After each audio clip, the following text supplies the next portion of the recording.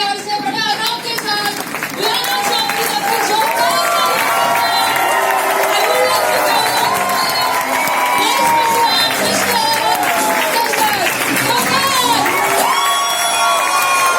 Mr. Stage पे बुलाना चाहूंगी RTC and above leaders. Please welcome on the stage.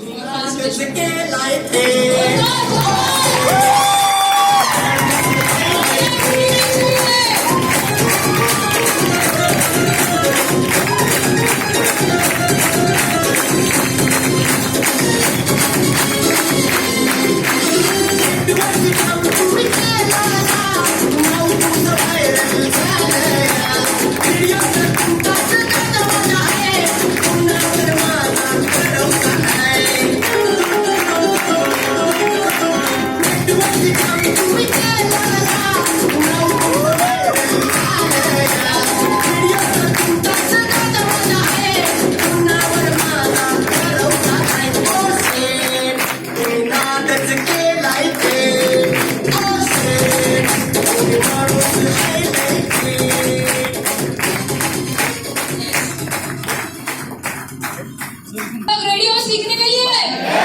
Are you excited? Are you with me? Yes, very good. My dear friend, दिल थाम के बैठना. 2 घंटा आपकी जिंदगी का टर्निंग पॉइंट होने वाला है. सबके हाथ में भूख और पेन होगी तो बेस्ट होगा, ताकि बहुत कुछ हम दिमाग में स्टोर नहीं कर सकते बट बुक में कर सकते. राइट है ना?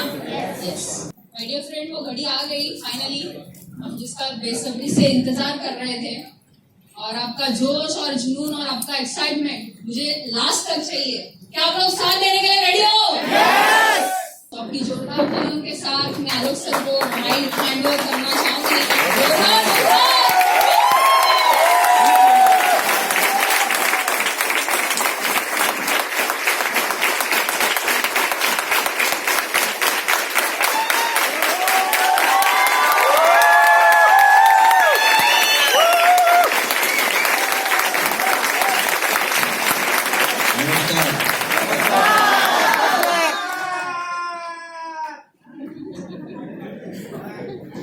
ऑफिस के अलावा कितने लोग आमने सामने मेरे को किसी भी प्रोग्राम में मिलेंगे?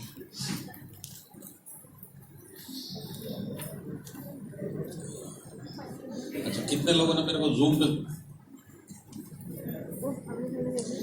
जूम वाले हाथ नीचे कर लो, तुम्हारे पे कोई भरोसा नहीं है. खाली टाइम पास के लिए क्वेश्चन था. तो मेरा छोटा सा इंट्रोडक्शन, क्योंकि मैक्सिमम लोग अभी भी मेरे को शायद पहली बार देख रहे होंगे, और मेरे ख्याल से थाना, कल्याण और न्यू बॉम्बे की साइड से भी सारे लोग आए हुए इधर, है ना? आए हुए?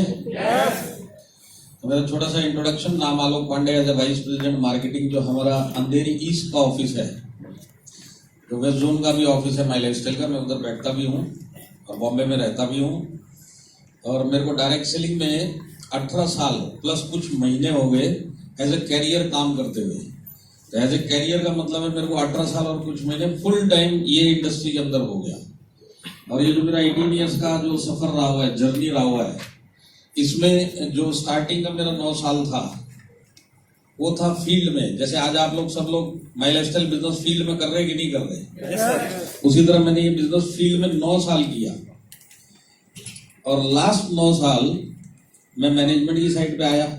और मैनेजमेंट की साइड में आने के बाद मेरे को मैनेजमेंट और क्लोजली पता चली गया कि हमारा मैनेजमेंट कैसा है.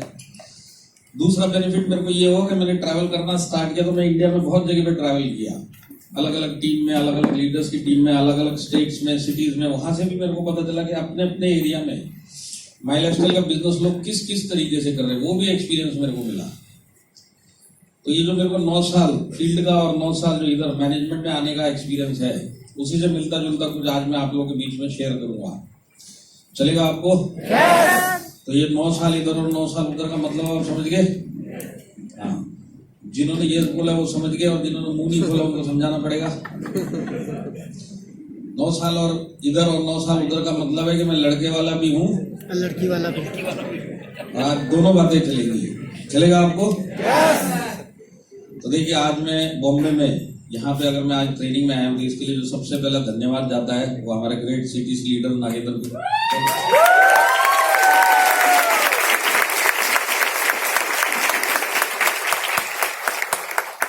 सर ने अपनी टीम के लिए डेट मांगा था, मैंने सर को रिक्वेस्ट किया कि सर इधर उधर से भी 2-4 टीमें आ जाएं तो थोड़ा संभाल लेना, उन्होंने संभाला। एक बार नागेंद्र जी के लिए जोरदार ताली।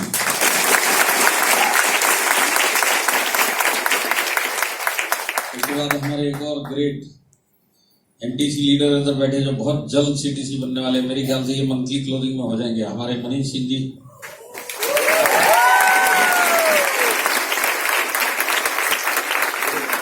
और यहाँ पे हमारे एक और एनटीसी लीडर मनोज सिंह जी भी बैठे हैं टीम फोर्स के, एक बार इनके लिए भी।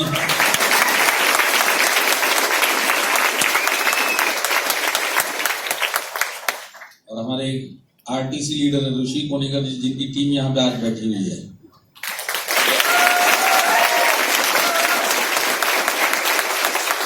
और हमारे प्रमोद मौर्य जी, उनके भी लोग आज इधर बैठे हैं।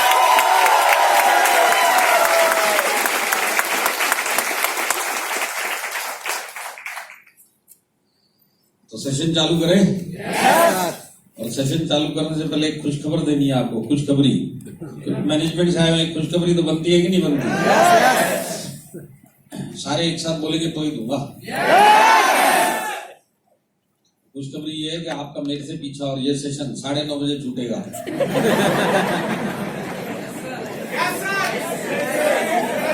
तो ये सर बोल रही है, सब ठीक है, जो मुंह खोल के घूर के देख रहे हैं। और एक बुरी खबर भी है, और बुरी खबर कभी भी पूछ के नहीं दी जाती, इसकी डायरेक्ट डिलीवरी होती है। बुरी खबर ये है कि 9:30 बजे के बाद 10-15 मिनट ऊपर नीचे भी हो सकता है। चलेगा आपको? अब एक गलतफहमी और दूर कर देता हूं, जब जब मैं आपको बोलूंगा चलेगा तो आप यस ही करना, बाकी आपका चलेगा नहीं, आपको चलाना पड़ेगा, क्योंकि माइक मेरे पास है और कमरे में वाइस प्रेसिडेंट एक ही है। जब जब कुछ मत चलेगा, ये गलतफहमी मत पूछना तो मैं पूछ रहा हूँ आपसे, चलेगा नहीं।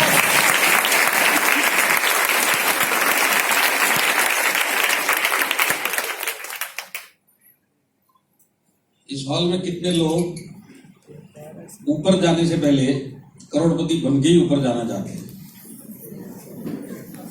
ऊपर का मतलब आप समझिए ना, हॉल की छत की बात नहीं है, सारे के सारे। हाँ, भले आप बॉम्बे में हो और बॉम्बे कमर्शियल कैपिटल है इंडिया की, पर उसके बावजूद जब तक आप जिस तरीके से अपनी जिंदगी जी रहे और जैसा आपका स्वभाव है, जिस तरीके का काम आप कर रहे हैं, अगर यही करते रहेंगे तो इस जन्म में तो करोड़पति बनेंगे नहीं। ये अब तक आपको आइडिया लग गया होगा, बराबर है कि नहीं है?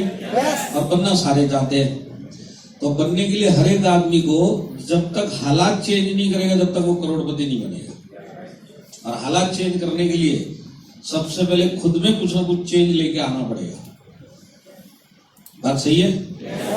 तो देखिए, इस हॉल में जिन लोगों ने अभी तक ताली नहीं बजाई, उनके लिए सबसे बड़ा चेंज आज के लिए और आज के बाद के लिए कि मैं अपने दोनों हाथ मिला के देखूंगा और देखता हूं आवाज कैसे आती है दोनों हाथ मिलाने के बाद। ये इनके लिए चेंज होगा, जिन्होंने ताली नहीं बजाई। जिन्होंने ताली बजाई पर सत्संग वाली बजाई, उनके लिए ये चेंज है कि एक बार जोश से बजा के देखेंगे, जिंदगी में जोश के साथ बजा के कैसा लगता है। जितने लोगों ने जोश के साथ बजाई है वो लोग थोड़ा मुंह से भी शोर मचा के देख सकते हैं कि आज ये उनके लिए चेंज है, आज मुंह से भी शोर मचा के देखते हैं। जिन लोगों ने दोनों काम किए, जोश के साथ ताली भी बजाई, मुंह से शोर भी मचाया, वो लोग आज सीटी बजा के देख सकते हैं, सीटी बजा के लाइफ में कैसा फील होता है, ये उनके लिए चेंज। और मेरे 18 साल के कैरियर में आज तक सीट पे बैठे बैठे कोई करोड़पति बना नहीं है। तो देखिए, अब जो ताली बजाओगे ना आप लोग, ये आप अपने खुद के लिए बजाओगे, हर एक आदमी अपने लिए बजाएगा, अपने अंदर चेंज लेके आने के लिए बजाएगा। अगर करोड़पति बनना है तो चेंज लेके आना पड़ेगा। मैंने आपको पूरा मेन्यू कार्ड पढ़ दिया, अब आपके ऊपर है आप अपने लिए कैसे ताली बजाते हो। और आपको इतना सोचना है कि मैं अकेला इस रूम में हूं, बाकी सब गए तेल लेने, मैं खुद के लिए ताली बजा रहा हूं। अगर आप मरी मरी बजा रहे हैं तो भी अपने लिए, और जोश के साथ बजा रहे हैं तो भी खुद के लिए। तो रेडी है आप लोग? आपका समय शुरू होता है अब।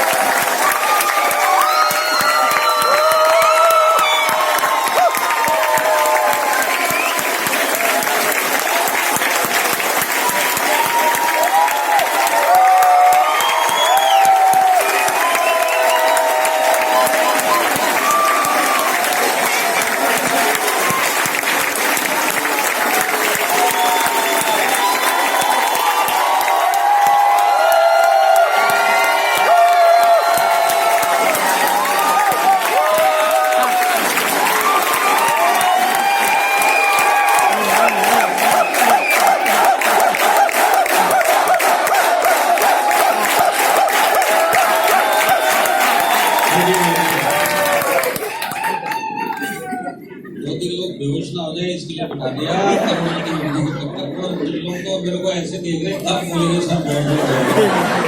अब पता चला करोड़पति बनना कितना मुश्किल है, उसके लिए भी ताली नहीं बजाई जा रही है। आज का सेशन चालू करें? सेशन चालू करने से पहले मैं कुछ सवाल आप लोगों से पूछूंगा, ईमानदारी से जवाब मिलेगा? जितने लोगों ने मुंह खोल के ये बोला ये तो ईमानदार ही है, जिन्होंने अभी तक मुंह नहीं खोला इस सवाल पे मैं उनको भी ईमानदारी मानता हूं। तो सवाल ये है कि कितने लोग टीसी रैंक पे भी नहीं है माई लाइफस्टाइल के, डिस्ट्रीब्यूटर ही है जिनका अभी तक माई लाइफस्टाइल का कोई भी रैंक नहीं है, ऐसे कितने लोग हैं?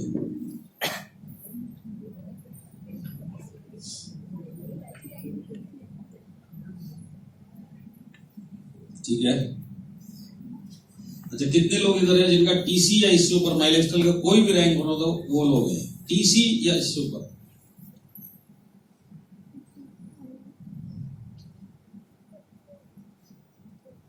और जिन्होंने दोनों सवाल पे हाथ नहीं उठाए, ये कौन सी वैरायटी है?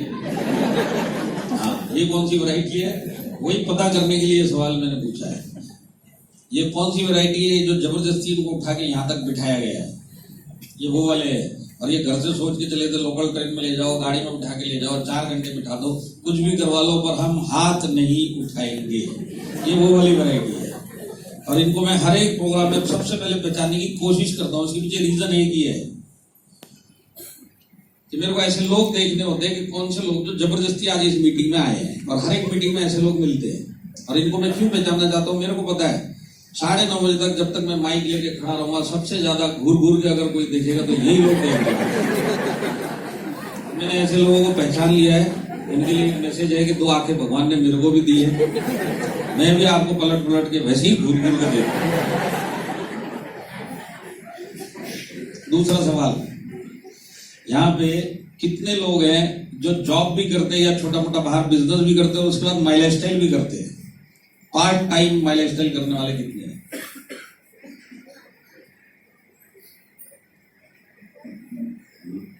ठीक है, full time only my lifestyle income है और आप भी माई लाइफस्टाइल ही करते हैं, ऐसे कितने लोग हैं?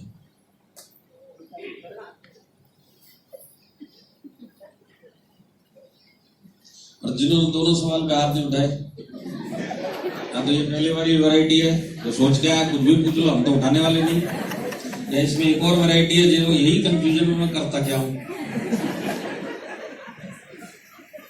अभी तीसरा सवाल, कितने लोग यहाँ पे ऐसे हैं जिनका घर उन्हीं की इनकम से चलता है, खुद की इनकम से वो अपना घर चलाते हैं, मतलब अपने फैमिली की इनकम के लिए वो लोग रिस्पॉन्सिबल है, ऐसे कितने लोग हैं? ये जो आदमी लोग हैं जिन्होंने हाथ नहीं उठाए 30-35 साल के हो गए, तुम्हारे घर बाजू वाला घर चलाता है? लेडीज ने हाथ उठा रही, समझ में आ रहा है, जेंट्स हाथ नहीं उठा रहे।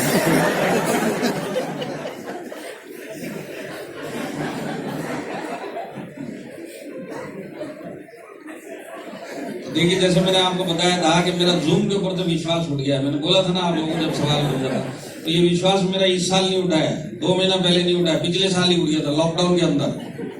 आप सब लोग लॉकडाउन में थे ना पिछले साल? उस टाइम पे माई लाइफस्टाइल की सारी मीटिंग जूम में होती थी कि नहीं होती थी? अनलॉकडाउन में लोग बाहर निकलने स्टार्ट हुए, मैं भी बाहर निकला।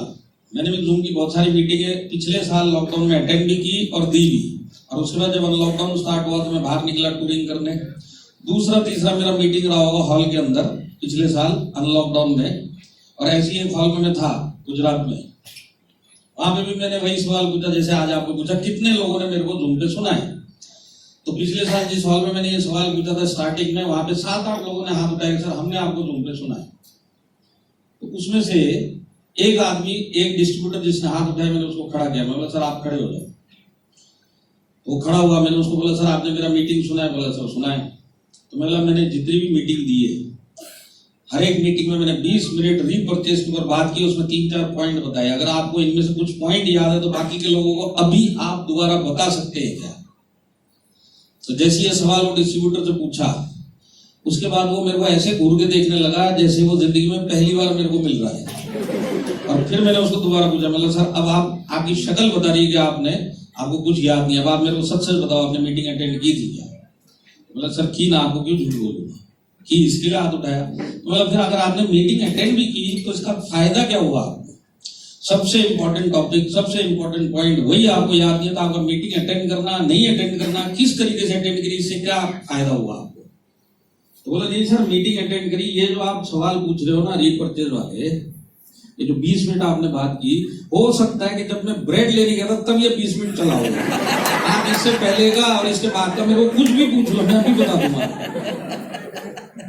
और वो दिन है आज का दिन है, मेरा जूम के ऊपर से तब से ही विश्वास उड़ गया। अभी यहाँ पे बहुत सारे लोगों ने जूम पे मीटिंग अटेंड की है कि नहीं की है? किए कि नहीं किए आप लोगों ने? अब समझ लीजिए 200 लोगों की जूम की मीटिंग, मेन लीडर बुलाता है कि नहीं बुलाता अपनी टीम को? अब इसने अपनी टीम को बुलाया, जूम पे आ जाओ, 200 लोग इसकी टीम के मीटिंग अटेंड करने के लिए आए हुए हैं। ये जो 200 लोग हैं सारे के सारे डाउनलाइन होते हैं इस मेन लीडर के, और ये 200 के 200 इसको महागुरु बोलते कि नहीं बोलते हैं? और ये भी बोलते हैं महागुरु आप तो आप हमारी जिंदगी पार निकालोगे, आप जो बोलोगे हम करने के लिए तैयार है। आप बोलो रेलवे की पटरी पे जाके सो जाएंगे, आप बोल के तो देखो। पर जब यही 200 लोगों को जूम पे बुलाया जाता है और यही इनका महागुरु जूम के ऊपर बेचारा बोल बोल के थक जाता है शुरुआत से ही, कैमरा ऑन रखो, कैमरा ऑन रखो, कैमरा ऑन रखो, कैमरा ऑन रखो। आप बताओ, आपने भी बहुत जूम मीटिंग अटेंड की है, 200 में से किसी की भी मीटिंग हो, कितने लोग कैमरा ऑन रखते हो? मुश्किल से 20-25 लोग 200 में से। बात सही है कि नहीं है? ये जो बाकी के 170 कैमरा ऑन नहीं रखते, वो ये मन में यही सोचते हैं रेलवे की पटरी पे सुला दो पर जूम पे कैमरा मत ऑन करो। अब ये जो 20-25 लोगों के जूम के ऊपर कैमरा ऑन रखते थे, इसके अंदर आपने मीटिंग अटेंड करते हुए लोग बनियान में देखे क्या? बनियान में जो मीटिंग में बनियान में मीटिंग अटेंड करते हुए देखे कि नहीं देखे? देखिए अभी इसने खाली बनियान नहीं पहनी हुई है, ये बनियान पहन के बेड के ऊपर लेट के मीटिंग अटेंड कर रहा है। और जब मैं ऐसे लोगों को देखता था ना तो मैं यही सोचता था यार बेचारा आगे अपने घर में है तो अपने घर में कोई बनियान पहने, शर्ट पहने, टी शर्ट पहने, किसको क्या ऑब्जेक्शन हो सकता है? मेरे को भी कोई अपने घर में लॉकडाउन में सामने वाला फ्लोर पे लेटे, सोफे पे लेटे, डाइनिंग टेबल पे लेटे, बेड पे लेटे, मेरे को उससे भी क्या प्रॉब्लम? उसका घर है, लॉकडाउन में है। मैं जब ऐसे लोगों को देखता था ना तो मेरे दिमाग में एक ही सवाल उठता था, अगर इसको बनियानी पहननी थी और इसको बनियान पहन के लेट के मीटिंग अटेंड करनी थी तो इसने कैमरा क्यों ऑन रखा हुआ है? ये क्या दिखाना चाह रहा है? फिर आपने खाली पंखे घूमते हुए देखे, 3 घंटे की मीटिंग सिर्फ पंखा घूम रहा है, पता ही नहीं चलता मीटिंग किसने अटेंड की। पंखे ने अटेंड की कि जो पंखे के पीछे स्विच दिखाई दे रहा उसने अटेंड की, के बारे में बल्ब दिखाई दे रहा उसने अटेंड की, मुझे डिस्ट्रीब्यूटर तो दिखाई नहीं दिया। कुछ लोगों को आपने पेड़ के नीचे भी मीटिंग अटेंड करते हुए देखा कि नहीं देखा? अब मैं ये सोचता था यार सबके सब लॉकडाउन में घर के अंदर बंद है, पेड़ के नीचे कैसे बैठा? तो मेरे दिमाग में एक ही जवाब आता था कि हो सकता है ये इस टाइप का डिस्ट्रीब्यूटर है बेचारा जिसकी हिम्मत नहीं है कि जूम की मीटिंग लॉकडाउन में भी माइलस्टाइल की मीटिंग अपने घर पे अटेंड कर लेगा। घर से बहुत डंडे पड़े माइलस्टाइल की मीटिंग, तो उनके घर से ये घर से निकला और सबसे नजदीकी पेड़ के नीचे जाके ये बैठ के मीटिंग अटेंड कर रहा है। अब आप मेरे को बताओ, पेड़ के नीचे मीटिंग अटेंड करेंगे तो पीछे जो कौवा कांव कांव कर रहा है उसकी आवाज ज्यादा आएगी कि जो स्पीकर बोल रहा है उसकी ज्यादा आएगी? आप देखो 200 में से 25 से 30 लोग कैमरा ऑन रखते थे, उसमें ये वैरायटी आपको मिलेगी, लुंगी वाली, पंखे वाली, पेड़ वाली, बाइक के ऊपर चलते हुए मीटिंग अटेंड करते हुए देखे होंगे आपने, कार के अंदर चलते हुए मीटिंग अटेंड करते हुए देखे होंगे, घर के अंदर घूमते हुए मीटिंग अटेंड करते हुए देखे कि नहीं देखे? ये तो कैमरा ऑन इनका ये हाल है 25-30 लोग। जो बाकी 170 जिन्होंने कैमरा ही ऑन नहीं किया, ये लोग क्या कर रहे हो सोच रहे हो? जिनका दिखाई दे रहा है उनका ये हाल है, बंद करके रखे, आपको बताने की जरूरत नहीं है, आप सबने बंद करके रखे थे। इसके लिए मेरा जूम के ऊपर से भरोसा हो गया। आप किसी भी टॉप लीडर से पूछ लो, तो लॉकडाउन में जूम पे ही बात कर सकते, बाकी भरोसा किसी को ही नहीं, कोई सुन भी रहा है कि नहीं सुन रहा है। और कोरोना आने के बाद डायरेक्ट सेलिंग में चेंज आए कि नहीं आए? देखिए सबसे बड़ा डायरेक्ट सेलिंग का चेंज अगर आपको चाहिए तो मैं आपको बता सकता हूं। मेरे हिसाब से कोरोना आने के बाद डायरेक्ट सेलिंग में चेंजेस बहुत आए। सबसे बड़ा चेंज क्या है अगर आप लोग बोलेंगे तो ही मैं बताऊंगा। और ये जो सबसे बड़ा चेंज है ना, ये मेरे को पिछले साल लॉकडाउन में दिखाई दे गया था। पिछले साल लॉकडाउन में जब सारी मीटिंगें जूम पे चल रही थी, तो ऐसी एक जूम मीटिंग में हमारे माइलस्टाइल के टॉप के आईटीसी लीडर है, मेरे को खबर आई कि वो अपनी टीम को जूम पे मीटिंग देने वाले हैं।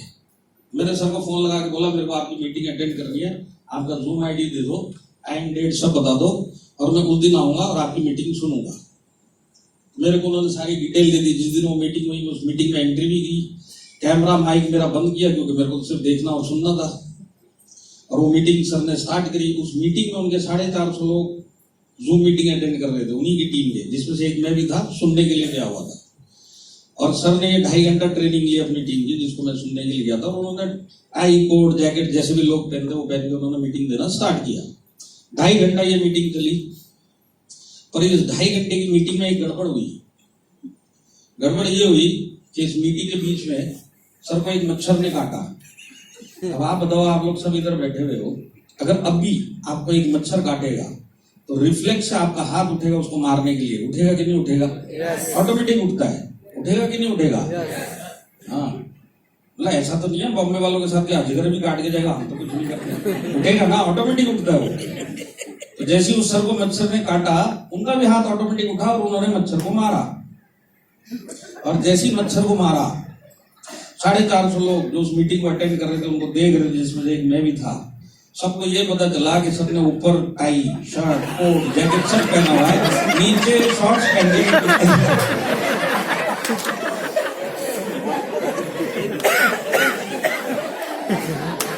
लेडीज का पता नहीं है, पर जेंट जितने लोग लॉकडाउन में आप लोगों ने जूम की मीटिंग अटेंड की, ऊपर क्या पहना वो सब जाने दो, नीचे क्या पहना वो याद है।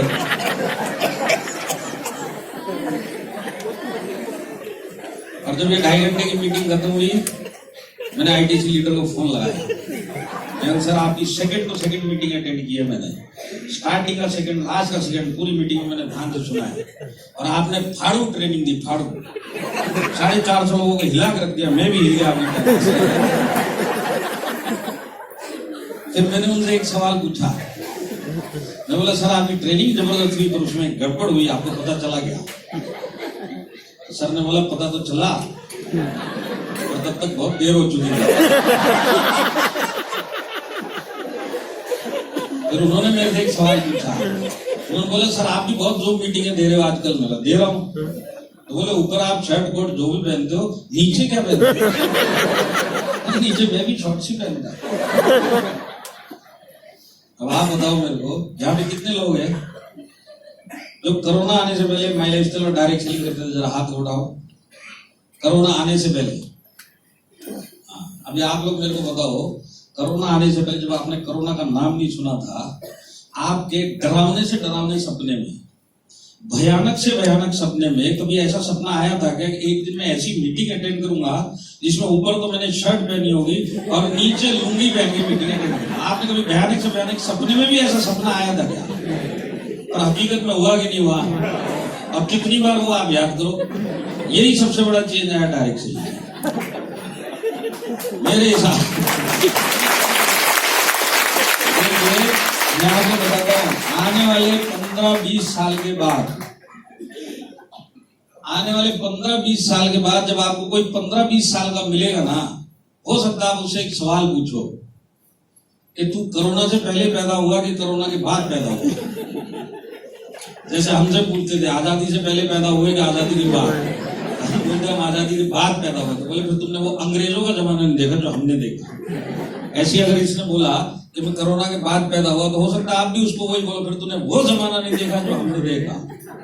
और हमने कौन सा जमाना देखा? इसमें बिजनेस मीटिंग में ऊपर टाई और नीचे लुंगी हो। अब ये जो जमाना हमने देखा वो लोग देख सकते थे। यही सबसे बड़ा चेंज डायरेक्शन। बात सही है कि नहीं है? पर लाइफ में भी चेंज आएगी नहीं आए कोरोना आने के बाद? आए कि नहीं आए? देखिए बॉम्बे वाले आप लोग हो, बॉम्बे कमर्शियल कैपिटल, और फिर भी कोरोना आने के बाद लाइफ में चेंजेस आए कि नहीं आए? देखिए मैं आपको बताता हूँ कैसे कैसे चेंजेस आए। लास्ट ईयर आप लोग सब लॉकडाउन में थे। आप सोच के देखिए, लास्ट ईयर जब आप लॉकडाउन में थे, कोई भी एक आदमी, किसी के भी दिमाग में एक बार भी ऐसा खटका या ख्याल भी आया था कि अगले साल 2021 में एक लॉकडाउन और आएगा? उस टाइम किसी के भी दिमाग में आई थी क्या ये बात? सब लोग क्या सोच रहे थे? लॉकडाउन है जब तक चलेगा चलेगा, चलने के बाद 5-6 महीने में लाइफ नॉर्मल हो जाएगी और हम लोग कोरोना फ्री हो जाएंगे। यही सबने सोचा था कि नहीं सोचा था? पर 2021 में क्या हुआ? 2021 के अंदर सेकेंड लॉकडाउन आया और अभी भी सेकेंड लॉकडाउन इंडिया में पूरी तरह खत्म नहीं हुआ। मैं उड़ीसा जाके आया हूँ अभी 1 हफ्ता पहले, अभी उधर भी 2-4 डिस्ट्रिक्ट रेड है। मेरी खुद की मीटिंग दूसरे शहर में ट्रांसफर हो गई क्योंकि वहां पे परमिशन रेड जोन है करके नहीं दिया। तो सेकेंड लॉकडाउन अभी भी खत्म नहीं हुआ, कहीं कहीं खत्म भी हो गया। पर सेकेंड लॉकडाउन खत्म हुआ चाहे नहीं हुआ, थर्ड लॉकडाउन की बातें चल रही है कि नहीं चल रही है? अब आप मेरे को बताओ, कोरोना आगे 1.5 साल हो चुका है, अभी इस हॉल में कोई मेरे को गारंटी दे सकता है कि थर्ड के बाद फोर्थ नहीं आएगा? कोई गारंटी दे सकता है? लास्ट ईयर किसी को भी आइडिया नहीं था कि सेकेंड आएगा। आज की डेट में कोई गारंटी नहीं दे सकता थर्ड के बाद फोर्थ आएगा। अगर आप फ्रांस की अगर न्यूज सुन रहे होंगे ना, फ्रांस वगैरह की 4 लॉकडाउन हो चुके हैं, उधर 5वें का इंतजार चल रहा है। यूरोप में बहुत सारी कंट्रीज में चौथा चल रहा है, कहीं कहीं तीसरा चल रहा है। इंडिया में अभी भी हालात ऐसे लग रहे हैं जैसे थर्ड आएगा नहीं। पर आपको लगता है क्या इंडिया में थर्ड नहीं आएगा? आप यहीं देख लीजिए, सब के सब 2 मीटर की सोशल डिस्टेंसिंग के साथ एक आदमी इधर बैठा है कि नहीं बैठा है, और सबने मास्क लगाया है कि नहीं लगाया है? तो हम तो हिंदुस्तानी है, हम डंडे के जोर पे मास्क पहनते और डंडा हट गया तो उसी मास्क को आग भी हम ही लगाते हैं। तो इंडिया में थर्ड लॉकडाउन आएगा कि नहीं आएगा? आप देखते रहना आएगा। अब देखिए, इस साल आपने कुछ नई नई बीमारियां सुनी है जो कभी बचपन से लेकर आज तक आपने नहीं सुनी थी। ब्लैक फंगस, बराबर है, सुना कि नहीं सुना? इसी साल सुना है। व्हाइट फंगस इसी साल सुना है। लग रहा था ब्लैक एंड व्हाइट है, कोई कलरफुल वैरायटी भी होती है फंगस में, तो पता चला येलो फंगस भी है। अब ये सारे जो फंगस आपने सुने, और थर्ड फोर्थ फिफ्थ लॉकडाउन किसी को कोई गारंटी नहीं आएगा, कब आएगा ये सब। तो मेरे हिसाब से जो हालात चल रहे हैं ना, ये हालात के हिसाब से कोरोना हमारा पीछा है ना, मेरे ख्याल से 2022 तक भी छोड़ने वाला नहीं है। हमको आदत डालनी पड़ेगी और डल चुकी है कि रिस्ट्रिक्शंस के अंदर अब हमको अपनी जिंदगी जीनी पड़ेगी। कभी भी ये रिस्ट्रिक्शन लूज हो जाएंगे, कभी भी ये टाइट हो जाएंगे। आपको क्या लगता है अगर थोड़े से भी केस बढ़ गए तो तुरंत सब रिस्ट्रिक्शन में आएंगे कि नहीं आएंगे? आएंगे। अब देखिए, इसका सबसे बड़ा इंडिकेशन भी क्या है? अगर आज का आप टाइम्स ऑफ इंडिया पढ़ेंगे तो आज के टाइम्स ऑफ इंडिया में थर्ड डोज के ऊपर कुछ लिखा हुआ है, बूस्टर डोज बोल रहे। बूस्टर डोज समझ में आता है आपको? आजकल बहुत चल रहा है बूस्टर डोज, बूस्टर डोज। ये बूस्टर डोज क्या है? ये बूस्टर डोज ये है कि जिन लोगों ने डबल वैक्सीनेशन ले लिया है, आज के पेपर में लिखा है कि 6 महीने के बाद उनको एक थर्ड लेना पड़ेगा। 6 से 8 महीने के बाद हर एक आदमी को डबल वैक्सीनेशन के बाद एक थर्ड बूस्टर डोज लेना पड़ेगा। मतलब गवर्नमेंट पीछे से तैयारी कर रही है कि नहीं कर रही है? तो ये सब देखते हुए आपको लगता है कि नहीं लगता कि 2022 भी हो सकता है पूरा पूरा इसी तरह चले जाए? चांसेस है कि नहीं है? और देखिए, पिछले साल और इस साल में कोरोना में फर्क कितना आ गया। जब ये स्टार्टिंग में आया था पिछले साल लॉकडाउन में, अगर आपको ध्यान हो तो इसको कोविड-19 बोला जा रहा था। बोला जा रहा था कि नहीं बोला जा रहा था? तो कोविड-19 था। थर्ड लॉकडाउन जब भी आएगा ना, अब इसका नाम देख लेना, कोविड-22 हो चुका होगा।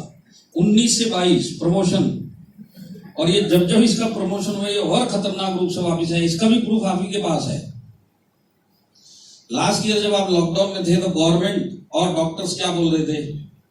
45 ईयर से ऊपर के जितने भी लोग हैं, अगर उनको कोरोना हुआ तो उनकी जान को खतरा है। बराबर है कि नहीं है? और 45 से नीचे वालों को अगर कोरोना हुआ तो डरने की जरूरत नहीं है। वो लोग यंग है, इम्यूनिटी स्ट्रांग है, रिकवरी हो जाएगी, कोई टेंशन लेने की बात नहीं है। टेंशन अगर किसी को लेनी है तो 45 से ऊपर वालों को लेनी है। ये पिछले साल बात थी कि नहीं थी? अब सेकंड लॉकडाउन में आपने क्या सुना? 45 वाले तो खतरे में थे ही पिछले साल से लेकर अब तक। अब 30 ईयर्स वाले भी इस क्लब में जोड़ दिए गवर्नमेंट और डॉक्टर ने। 30 साल से ऊपर अगर किसी को कोरोना हुआ तो वो भी खतरे में आ सकता है, उसकी जान खतरे में आ सकती है। और थर्ड लॉकडाउन अगर आप सुन रहे होंगे तो उसमें ये भी सुन रहे होंगे कि थर्ड लॉकडाउन के अंदर 12 साल से ऊपर के बच्चे भी खतरे में आ जाएंगे। तो इसका मतलब क्या है? कोरोना अपग्रेड होता हुआ आ रहा है और खतरनाक रूप से आ रहा है। आ रहा है कि नहीं आ रहा है? अगर आप लोग न्यूज पढ़ रहे होंगे ना, तो यूएसए में 5 से लेके 12 साल के बच्चों का वैक्सीनेशन, मतलब वैक्सीन बनाने के लिए उन्होंने तैयारी कर ली है। यूएसए तैयारी कर रहा है किस चीज के लिए? थर्ड लॉकडाउन में हम सुन रहे 12 साल के ऊपर, इसके बाद आपको सुनाई देगा 5 से 12 साल भी इस क्लब में आ गए।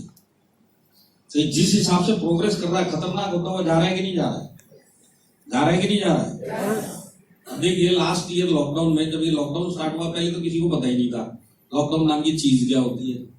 जैसे ही लॉकडाउन स्टार्ट हुआ सबके दिमाग में ये था कि एक बहुत बढ़िया छुट्टी मिल गई है। बात सही है कि नहीं है? स्टार्टिंग में ऐसे ही लगा ना कि मजा आ गया, चलो घर पे ही बैठना है, कहीं काम पे ही नहीं जाना है। पर ये मजा 1-1.5 महीने में निकल गया था सबका। जितने भी लोग नौकरी में थे पिछले साल लॉकडाउन में, उनके दिमाग में एक चीज चल रही थी कि आज मैं बिना काम के घर पे जो सैलरी ले रहा हूं, अगर ये लॉकडाउन लंबा चलेगा तो मेरी जो ऑफिस है, मेरा जो फैक्ट्री है, वो मेरे को सैलरी देगा क्या? ये टेंशन चालू हुआ कि नहीं हुआ 1-2 महीने के बाद ही। तो मैं घर पे बैठा तो हूँ, सैलरी तो आ रही है, पर ये कब तक आएगी? अगर यही सिलसिला चलेगा तो ये लोग भी कब तक देंगे? धंधा तो बंद पड़ा है। और रातों रात बिजनेसेस बंद हो गए कि नहीं हो गए? 24 मार्च को जो लॉकडाउन आया उसके बाद दुकानों से लेके, एयरपोर्ट से लेके, होटल से लेके सब कुछ बंद हुआ कि नहीं हुआ? तो ये जो बिजनेसमैन थे इनको ये टेंशन चालू हुई कि ये 1-1.5 महीना तो ठीक है, पर ये चलेगा कब तक? और जब ये चल के बंद होगा, अनलॉकडाउन आएगा, तो मेरा जब धंधा वापिस स्टार्ट होगा तो ये पहले वाले लेवल पे कब आएगा? ये टेंशन ज्यादा थी। बात सही है कि नहीं है? तो ये था फाइनेंशियल टेंशन जो हमको लास्ट ईयर कोरोना से स्टार्ट हुआ। तो लास्ट ईयर अगर आपको याद हो, आपको फाइनेंशियल टेंशन ज्यादा था, कोरोना का टेंशन इतना नहीं था। यहां पे भी बैठे किसी को इसका सबसे बड़ा प्रूफ भी मैं आपको देता हूं। लास्ट ईयर आप याद करो, आपके सर्कल में कोरोना रिलेटेड डेथ कितनी हुई होगी? मेरे ख्याल से यहाँ पे 95% लोगों के आसपास के जान पहचान में किसी की भी डेथ उसने सुनी नहीं होगी। बात सही है कि नहीं है? लास्ट ईयर आपने जितनी कोरोना डेथ हजारों में जो सुनी, वो सब के सब पेपर में देखी, टीवी में देखी, वहां पे पढ़ी, आसपास लोगों ने नहीं देखी। बात सही है कि नहीं है? तो लोगों को कोरोना का इतना डर नहीं था। उनको लगता था ये कोई भाई अंदर में, तो उसको लगता अंधेरी में कोरोना, अंधेरी वाले को लगता था बॉम्बे में कोरोना है, बॉम्बे वाले को लगता था थाना में कोरोना, थाना वाले को नहीं बॉम्बे में लगता था। पर मेरे लिए नहीं ये फीलिंग थी, क्योंकि आसपास डेथ नहीं हो रही थी। तो कोरोना का इतना डर नहीं था लास्ट लॉकडाउन में, जितना फाइनेंशियल टेंशन था। फाइनेंशियल टेंशन आज भी लोगों का खत्म नहीं हुआ है। आज भी जितने लोगों की जॉब बची हुई है, वो लोग ये सोच रहे हैं कि अगर आने वाले टाइम में फिर से हमारे बंद जहां पे मैं काम करता हूं, अगर वो फिर से कहीं गड़बड़ हो गया तो आपकी बार हो सकता है नौकरी चली जाए। तो वो फाइनेंशियल टेंशन चल रहा है कि नहीं चल रहा है? फाइनेंशियल टेंशन आज तक चल रहा है। अब इस साल हर एक मिडिल क्लास को एक एडिशनल टेंशन का और सामना करना पड़ रहा है, वो है जान की टेंशन। यहां पे सब मिडिल क्लास है कि नहीं है? मिडिल क्लास अगर मेरे हिसाब से आप पूछा जाए, बॉम्बे में चलो मैं थोड़ा बढ़ा देता हूँ, नॉर्मली मैं सब जगह बोलता हूँ, जिसका इनकम मंथली, जो भी जॉब कर रहा है, जो भी वो बिजनेस कर रहा है बाहर, 1 lakh and above per month अगर वो कमा रहा है, तो वो मिडिल क्लास में नहीं बोला जाएगा, थोड़ा सा ऊपर की कैटेगरी में आएगा। ऐसा यहाँ पे कोई है क्या जिसकी सैलरी या जिसका बिजनेस का इनकम 1 लाख रुपए पर मंथ हो? यहाँ पे कोई है ऐसा? है तो जरा हाथ खड़ा करो। कोई भी नहीं है, तो इसका मतलब सब मिडिल क्लास है। अब देखिए मिडिल क्लास जितने भी लोग हैं, आज इनको सबसे बड़ा टेंशन क्या है? ये साल में हर एक आदमी को जान का टेंशन आया है। यहाँ पे बैठा हुआ हर एक आदमी कोरोना से आज डरता है कि नहीं डरता है? डरता है कि नहीं डरता है? आज यहाँ पे कोई भी ऐसा पहलवान बैठा जो बोलता है मेरे को एक कोरोना पेशेंट मिलवाओ, अगर आप लोग बोलेंगे तो मैं उसके जाके गले भी मिल के आ सकता हूँ, और अगर आप लोग मेरे को ज्यादा मोटिवेट करोगे तो गाल पे पप्पी भी दे के आऊंगा। ऐसा कोई पहलवान बैठा है इधर? नहीं, सबके सब डरे हुए कि नहीं है? सबसे बड़ा प्रूफ भी आप ही के पास है कि आप डर गए। पिछले साल ये वैक्सीन निकला हुआ था, और पिछले साल जब आपको गवर्नमेंट ने बोला जाके वैक्सीन लगवा लो, बहुत कम लोग जाके लगवा के आए थे। मैक्सिमम लोग सोच रहे थे कोरोना चला गया, कौन वैक्सीन लगवाएगा। वही आदमी जो पिछले साल वैक्सीन लगवाने के लिए तैयार नहीं था, वही आदमी इसी साल लाइन में खड़ा हो गए, बार-बार अपॉइंटमेंट लेके, जब तक वैक्सीन लगानी है जब वो जाके लगवा के लेके आया है। बात सही है कि नहीं है? अपने ऊपर ही देख लो, आप लास्ट ईयर वैक्सीन लगवाने के लिए तैयार नहीं थे, इस साल आपने भी अपॉइंटमेंट बुक किए, जब तक आपका वैक्सीनेशन नहीं हुआ आप जा जाके लाइन में खड़े रहे। इसका मतलब क्या? हर एक आदमी डर गया, तभी तो जाके खड़ा हुआ है। तो आज हर एक आदमी जान से भी डरा हुआ है। अब देखिए मिडिल क्लास का सबसे बड़ा टेंशन क्या पिछले साल और इस साल में? पिछले साल जब लॉकडाउन था तो लोग इसको छुट्टी भी मान रहे थे और ये सोच रहे थे एक बार है, एक बार निकल गया उसके बाद सब नॉर्मल हो जाएगा। और आज की डेट में अगर ये 3rd लॉकडाउन भी आएगा तो कोई भी घर पे बैठना अफोर्ड नहीं कर सकता। इनमें से कोई भी कर सकते हो आप लोग? नहीं कर सकते। आपको पता, अगर अब घर पे बैठ गया जॉब चली जाएगी, अब घर पे बैठ गया धंधा दोबारा खुलेगा नहीं। तो आज घर पे बैठना ऑप्शन बचा नहीं है, रिस्ट्रिक्शन में जाके बाहर काम करना पड़ेगा। पर घर से बाहर निकलेंगे तो कोरोना खतरनाक रूप में आया हुआ है। आप बात को समझ रहे? 45, 30, 12 साल के बच्चे खतरनाक रूप में आया है। अब जब तक ये कोरोना जाएगा नहीं, हर मिडिल क्लास को अब लॉकडाउन में वो घर बैठना नहीं कर सकता है और बाहर निकलेगा तो कोरोना इंतजार कर रहा है। अब इसको कोरोना से लड़ते हुए अपना घर चलाना है, ये सबसे बड़ा टेंशन है कि नहीं है? है कि नहीं है? अब आप मेरे को बताओ, आप लोग भले बॉम्बे के हो, पर लास्ट 1.5 साल में इकोनॉमिक तबाही हुई है कि नहीं हुई है? आपके सर्कल में लोगों की जॉब गई है कि नहीं गई है? आपके सर्कल में लोगों ने पॉकेट पे काम किया है कि नहीं किया है? बहुत सारे बिजनेसेस आपके आसपास बंद हुए कि नहीं हुए? आपकी जान बेजान में लोगों के बिजनेस बंद हुए कि नहीं हुए? तो ये जो इकोनॉमिक तबाही हुई है, ये इतने बड़े स्केल पे हुई है जो आज तक कभी इंडिया में नहीं हुई। जॉब का अगर मैं बात करूं, गवर्नमेंट का डेटा अप्रैल का है कि 4.5 करोड़ लोगों की जॉब चली गई। कितने टाइम में? 1 साल के अंदर। ये आज तक कभी हिस्ट्री में नहीं हुआ कि 4.5 करोड़ लोगों की जॉब एक साथ चली गई। बहुत सारे बिजनेसेस बंद हो गए। अब हमको सोचना क्या है, ये जो 4.5 करोड़ लोगों की जॉब चली गई, कोरोना का नाम जब किसी ने भी नहीं सुना था, इनकी लाइफ क्या थी? एक आदमी जॉब पे जा रहा है, सुबह जाता है, शाम को आता है, सेट रूटीन चल रहा था, सेट लाइफ चल रही थी। घर में अगर वाइफ हाउसवाइफ है, खाना बनाती थी, बच्चे स्कूल जा रहे हैं, बेचारा कमा के लाता था, आराम से जिंदगी चल रही थी कि नहीं चल रही थी? किसी को उस टाइम कोई खतरा नहीं था नौकरी का। अब समझ लो, कोरोना से पहले अगर यहाँ पे भी बैठे या बाहर भी किसी की भी जॉब जाती थी, तो वो जिस भी इंडस्ट्री में काम कर रहा है, समझ लीजिए एयरलाइन इंडस्ट्री में ही काम कर रहा है या होटल इंडस्ट्री में ही काम कर रहा है, अगर कोरोना से पहले उसकी होटल इंडस्ट्री या एयरलाइन इंडस्ट्री या कोई भी इंडस्ट्री में अगर उसकी जॉब जाती, तो उसी इंडस्ट्री में उसी के क्वालिफिकेशन और एक्सपीरियंस के बेस पे दूसरी कंपनी उसको जॉब देती कि नहीं देती? देती थी। तो पिछले साल जब कोरोना आने से पहले जॉब भी जाती थी तो इतना टेंशन नहीं था। अब देखिए, इन लोगों की लाइफ आराम से चल रही थी, अचानक कोरोना आया और 3 से 4 से 6 महीने के बाद करोड़ों लोगों की जॉब चली गई। अभी लोगों ने कभी भी नहीं सोचा था कि मेरी जॉब जा सकती है, अचानक से जॉब चली गई। अब देखिए, जॉब चली गई तो अब सबसे बड़ा प्रॉब्लम इनको क्या आया कि इनकी जो सारी जिंदगी का काम का एक्सपीरियंस था, सारी जिंदगी जो इन्होंने एक डिग्री ली थी, डिग्री के बेस पे एक जॉब मिली थी, जॉब में जो एक्सपीरियंस था, आज अगर वो उनका जॉब चला गया तो उनका एक्सपीरियंस और डिग्री बेकार की हो गई, कोई काम की नहीं रही। क्योंकि अगर किसी की होटल इंडस्ट्री में कोरोना में अगर जॉब गई है तो उसको दूसरे होटल इंडस्ट्री मतलब दूसरे होटल के अंदर उसको जॉब नहीं मिलेगी। बात सही है कि नहीं है? उसने सारी जिंदगी कोई डिग्री ली थी, डिग्री के बेस पे नौकरी की थी, नौकरी और एक्सपीरियंस के बेस पे उसकी लाइफ आराम से बढ़ते हुए चल रही थी, अचानक से उसकी जॉब चल गई कोरोना में। कोरोना में जाने में इंडस्ट्री खतरे में आ गई, और जब इंडस्ट्री खतरे में आ गई तो आज इसका एक्सपीरियंस और इसका क्वालिफिकेशन कोई मायने नहीं रखता था, घर तो चलाना था। आज जिसकी भी जॉब गई है, सबने घर चलाए कि नहीं चलाए? सोचने वाली बात यह है कि उन्होंने घर चलाए कैसे? क्वालिफिकेशन कोई काम का नहीं, डिग्री कोई काम की नहीं, पर घर चलाना। तो घर चलाने के लिए उसको जो भी काम मिला और उस काम ने जो भी पैसा दिया वो लेके उसने घर चलाया। आज भी लोग ऐसे ही कर रहे हैं। उसकी डिग्री कोई मायने नहीं रखती, उसका क्वालिफिकेशन कोई मायने नहीं रखता। देखिए, मैं आपको रियल लाइफ इंसिडेंट बताता हूँ। यही अंधेरी की बात है जहां पे मैं रहता हूँ फ्लैट में। पिछले साल अक्टूबर में मेरे को एक लड़की आया, बायोडाटा किस चीज के लिए आया? घर पे खाना बनाने के लिए। 2 टाइम वो आएगी, सुबह आएगी, शाम को आएगी, इसके लिए उसने बायोडाटा भेजा। अगर आपको आपके घर में खाना बनाने वाली की कुक की जरूरत है तो मैं अवेलेबल हूं, मैं आ सकती हूँ। मैं सुबह आऊंगी और शाम को आऊंगी, पूरा महीना आऊंगी, पर इस काम के मेरे को 8,000 रुपए चाहिए। अगर आपको जरूरत है तो मैं बायोडाटा भेज रही हूँ। तो बायोडाटा आया था, बायोडाटा को मैंने पढ़ा। देखिए बायोडाटा में क्या था। उम्र उस लड़की की 23, क्वालिफिकेशन उसमें लिखा हुआ ग्रेजुएट, वर्क एक्सपीरियंस 2 साल का सेल्स का, लास्ट सैलरी जो उसने ली थी 35,000 रुपया, और काम क्या मांग रही है? घर पे खाना बनाने का काम। बायोडाटा और इसके काम का कहीं मैच हो रहा था? कुछ भी नहीं हो रहा था। तो मैंने वो लड़की को ऑफिस बुलाया, बोला आप ऑफिस में आ जाओ, मेरे को आपको बात करनी है। तो जैसे वो आई, मैं बोला देखो आपका ये बायोडाटा पड़ा है, इसमें लिखा हुआ है कि आप ग्रेजुएट हो, इसमें लिखा है आपने 35,000 लिए, इसमें लिखा है आपको सेल्स का 2 साल का एक्सपीरियंस है, तो फिर ये खाना बनाने का काम आप जो मांग रहे हो ये मेरे को समझ में नहीं आ रहा।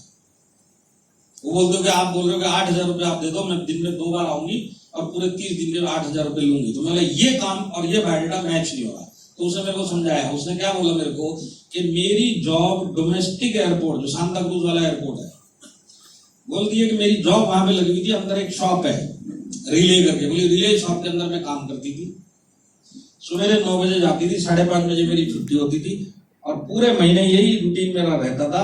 हफ्ते में मैं 5 दिन जाती थी और पूरे महीने के 35,000 मेरे को मिलते थे और आराम से मेरी लाइफ चल रही थी। अब वो थी ये कोरोना आया, कोरोना आने के बाद एयरपोर्ट बंद, फ्लाइटें उड़नी बंद, दुकान भी बंद, और ये भी लॉकडाउन में और इसका जो दुकान वाला है वो भी लॉकडाउन में। तो बोलती है मेरे को, मेरा जो सेठ था, वो दुकान का जो मालिक था, 3 महीना उसने 35 लॉकडाउन में मेरे को भेजा। चौथे महीने उसका मैसेज आ गया कि अब हम 35,000 दे नहीं पाएंगे, हमारे हिसाब से लॉकडाउन बहुत लंबा चल रहा है और अब हमारी 1 भी रुपए की इनकम नहीं, अब हम दे ही नहीं पाएंगे, तुम्हारा हमारा जॉब का रिलेशन खत्म, तुमको जहां पे भी जो भी काम मिलेगा तुम कर लो। अब आप मेरे को बताओ, अचानक से लॉकडाउन में किसी के भी घर में 35,000 रुपए आना बंद हो जाए तो टेंशन आएगा कि नहीं आएगा? आएगा कि नहीं आएगा? इन्होंने 4 महीना लॉकडाउन के अंदर पूरा बिना पैसे के घर चलाया, और जब लॉकडाउन खुला तो वो लड़की बोलती है मैंने 28 डेज अंधेरी में साकी नाका से लेके बोलती है हाईवे तक में बहुत सारे ऑफिस में जा जाके, बिल्डिंगों में जा जाके पूछना, काम पूछा, कहीं पे भी काम नहीं मिला। बोली 40% तो ऑफिस खुले, काम देने को कोई तैयार नहीं, और 28 दिन बिना काम के जब निकला तो पूरे घर में टेंशन हो गई कि अब तो लॉकडाउन भी हो गया, काम भी नहीं मिल रहा, तो अब करेंगे क्या। तो लास्ट में उन्होंने एक फैसला लिया पूरे घर वालों ने मिलकर कि आसपास की जो बड़ी बड़ी सोसाइटी वाले घर वाले रहते हैं, इनकी सोसाइटी में जाओ और इन पे जाके खाना बनाने का काम मांगो। तो उसका टारगेट था कि महीने में अगर मेरे को 4 घर भी मिल गए और एक घर ने मेरे को 8,000 भी दिया तो मेरा 32,000 आता है। और वो 4 घर के लिए उसने 30 घरों के अंदर वो बायोडाटा भेजा था, जिसमें एक मेरे पास भी आया। तो उसने मेरे को क्लियर कट बोला कि सर ये मेरी स्टोरी, अब आप बताओ अगर आपको रखना है आप हाँ करो, नहीं तो मैं फिर दूसरी जगह दिया हुआ मैं वहां जाके पूछूंगी। तो बोला हमको तो जरूरत है, आप आ जाओ, 8,000 रुपए देते। वो लड़की आपकी खाना बनाने आती है वहीं फ्लैट पे, आज भी उसको जॉब नहीं मिला है। आज इसकी क्वालिफिकेशन क्या थी कोरोना से पहले? ग्रेजुएट, एक्सपीरियंस सेल्स का, काम क्या कर रही है 1 साल से? खाना बनाने का काम। वही मैं आपको समझा रहा हूँ, जिन लोगों की जॉब गई ना आपके सर्कल में, आपने बोला बहुत सारे लोगों की जॉब गई है, यहां से जब भी टाइम मिले 1-2 दिन में एक बार जाके उसके साथ बैठ के पूछना कि कोरोना से पहले तेरी लाइफ क्या थी, देख ली, अब उसको पूछना कोरोना के बाद उसकी लाइफ कैसे चल रही है। आज उसके घर पे पैसा कमाने के लिए वो क्या काम कर रहा है और कितना पैसा आ रहा है, आपको पूरी स्टोरी समझ में आ जाएगी। ये 4.5 करोड़ लोग बेचारे आज किस तरीके से अपनी जिंदगी जी रहे हैं। बात सही है कि नहीं है? देखिए, अगर आप टाइम्स ऑफ इंडिया पढ़ते हैं ना, तभी तो नवंबर आ गया, आप अक्टूबर का 4 हफ्ते पहले का एक एडिशन खोलना, उसके अंदर एक पायलट की स्टोरी आई हुई, मैंने पढ़ी उसको। Bangalore based pilot, age 32 years, एक बीवी और 2 बच्चा, इतनी सी फैमिली, और बेंगलोर में ये पायलट का जॉब करता हुआ वहां पे रह रहा था। पायलट आप समझते हैं ना, जो हवाई जहाज उड़ाते हैं। मंथली सैलरी कितनी थी एयरलाइन से? 2 लाख रुपया। अचानक ये कोरोना आ गया, फ्लाइटें उड़नी बंद होगी। अब आप मेरे को बताओ, किसी के भयानक से भयानक सपने में भी कभी ऐसा सपना आया था कि एक भी फ्लाइट नहीं उड़ेगी पूरे वर्ल्ड में? किसी को कोई आइडिया नहीं था क्या होने वाला है। अब फ्लाइटें उड़नी बंद हुई, इसकी एयरलाइन ने इसको 6 महीने तक 2 लाख रुपए घर पे दिए। अब जब अनलॉकडाउन आने वाला था और ये फ्लाइटें उड़ाने की सोच ही रहे थे, तब इसके पास मेल आया कि अब हम फ्लाइटें तो उड़ाने वाले हैं, पर हम फुल कैपेसिटी पे अब उड़ाएंगे नहीं, हम 40% कैपेसिटी पे उड़ाने वाले हैं। अब जब 40% पे उड़ाएंगे तो अब हमको इतने लोगों की जरूरत नहीं है, हमको ना इतने पायलट चाहिए, ना इतनी एयर होस्टेस चाहिए, ना इतना ग्राउंड स्टाफ चाहिए। निकालने वाले जो लिस्ट है उसमें आपका भी नाम है, आपका जो भी ड्यूज बनता है आपके घर पे आ जाएगा। आप अब पायलट का जॉब किसी दूसरी एयरलाइन में ढूंढ लो। 2 लाख रुपए आने बंद हो जाए, आपकी जमीन नीचे से निकलेगी कि नहीं निकलेगी? अब आप मेरे को बताओ, उस पायलट की जॉब तो चली गई। अब ये जब बाहर ढूंढने गया तो इसको कोई एयरलाइन रखने वाली थी क्या? सब के सब तो 30-40% पे चल रहे, वो अपनी पायलट नहीं संभाल पा रहे, इसको कहां से जॉब मिलने वाली? अब इसको तो घर चलाना था। अनलॉकडाउन में सेम लड़की की कहानी, बेंगलोर के अंदर बोलता सब काम ढूंढे, कहीं कुछ मिल ही नहीं रहा था, जिससे मांगो काम, बोलता कोई काम नहीं। तो लास्ट में बोला घर तो चलाना था, उसने लास्ट में स्विगी का डिलीवरी बॉय के लिए उसने अप्लाई किया। स्विगी में जो घर पे खाना लेके आते डिलीवरी वाले, उस काम के लिए अप्लाई किया, पर डिलीवरी इनको पैसा मिलता है। तो उसने बोला मैंने उस काम के लिए अप्लाई किया, और जब उस काम के लिए अप्लाई किया, क्योंकि उसके घर पे पैसे की जरूरत थी, उसने 18 घंटे तक बोलता मैंने डिलीवरी की है, रिस्ट्रिक्शंस में। डंडा मार रहे थे, पर वो स्विगी गदा करके बच के निकल जाता। और मैं एक डिलीवरी के लिए कभी भी मना नहीं किया। क्यों नहीं? मेरे को पर डिलीवरी का पैसा और मैक्सिमम पैसा चाहिए था। पूरा 30 दिन काम करने के बाद बोलता इतना 18 घंटा 16 घंटा मेहनत करने के बाद बोलता हाथ में टोटल 10,000 रुपए आया। अब किधर 2 लाख रुपए और किधर 10,000, घर चलेगा क्या? अब उसको काम भी नहीं मिल रहा था, स्विगी से भी काम नहीं चल रहा था, तो उसने बोला अब इधर तो रह के पेट भी नहीं भरेगा, बीवी को बच्चों को दोनों को स्कूल से निकाला और गांव चला गया। गांव में जाके अपनी जमीन पे खेती करके जो पैसा आ रहा है उससे अपना घर चला रहा है, पायलट आदमी। अब इसकी स्टोरी यहां नहीं खत्म होती। बोलता मैंने 30 लाख रुपए मेरे पिताजी ने लोन लिया था मेरे को पायलट बनाने में, लोन में भर रहा था, 80% लोन भी भर दिया था, 20% ही बाकी था। इतने में लॉकडाउन आ गया, मेरी सैलरी बंद हो गई तो अपने लोन भी नहीं भर पा रहा हूं। और वो बोलता है कि मेरे को इतना भरोसा है कि आने वाले टाइम में एयरलाइन फुल स्ट्रेंथ पे उड़ेगी, और जब ये फुल स्ट्रेंथ पे उड़ेगी तो मेरी डिमांड वापस आने वाली है। इस चीज का उसको भरोसा है। कब होगा वो नहीं पता था, पर बोला ये दिन तो आएगा।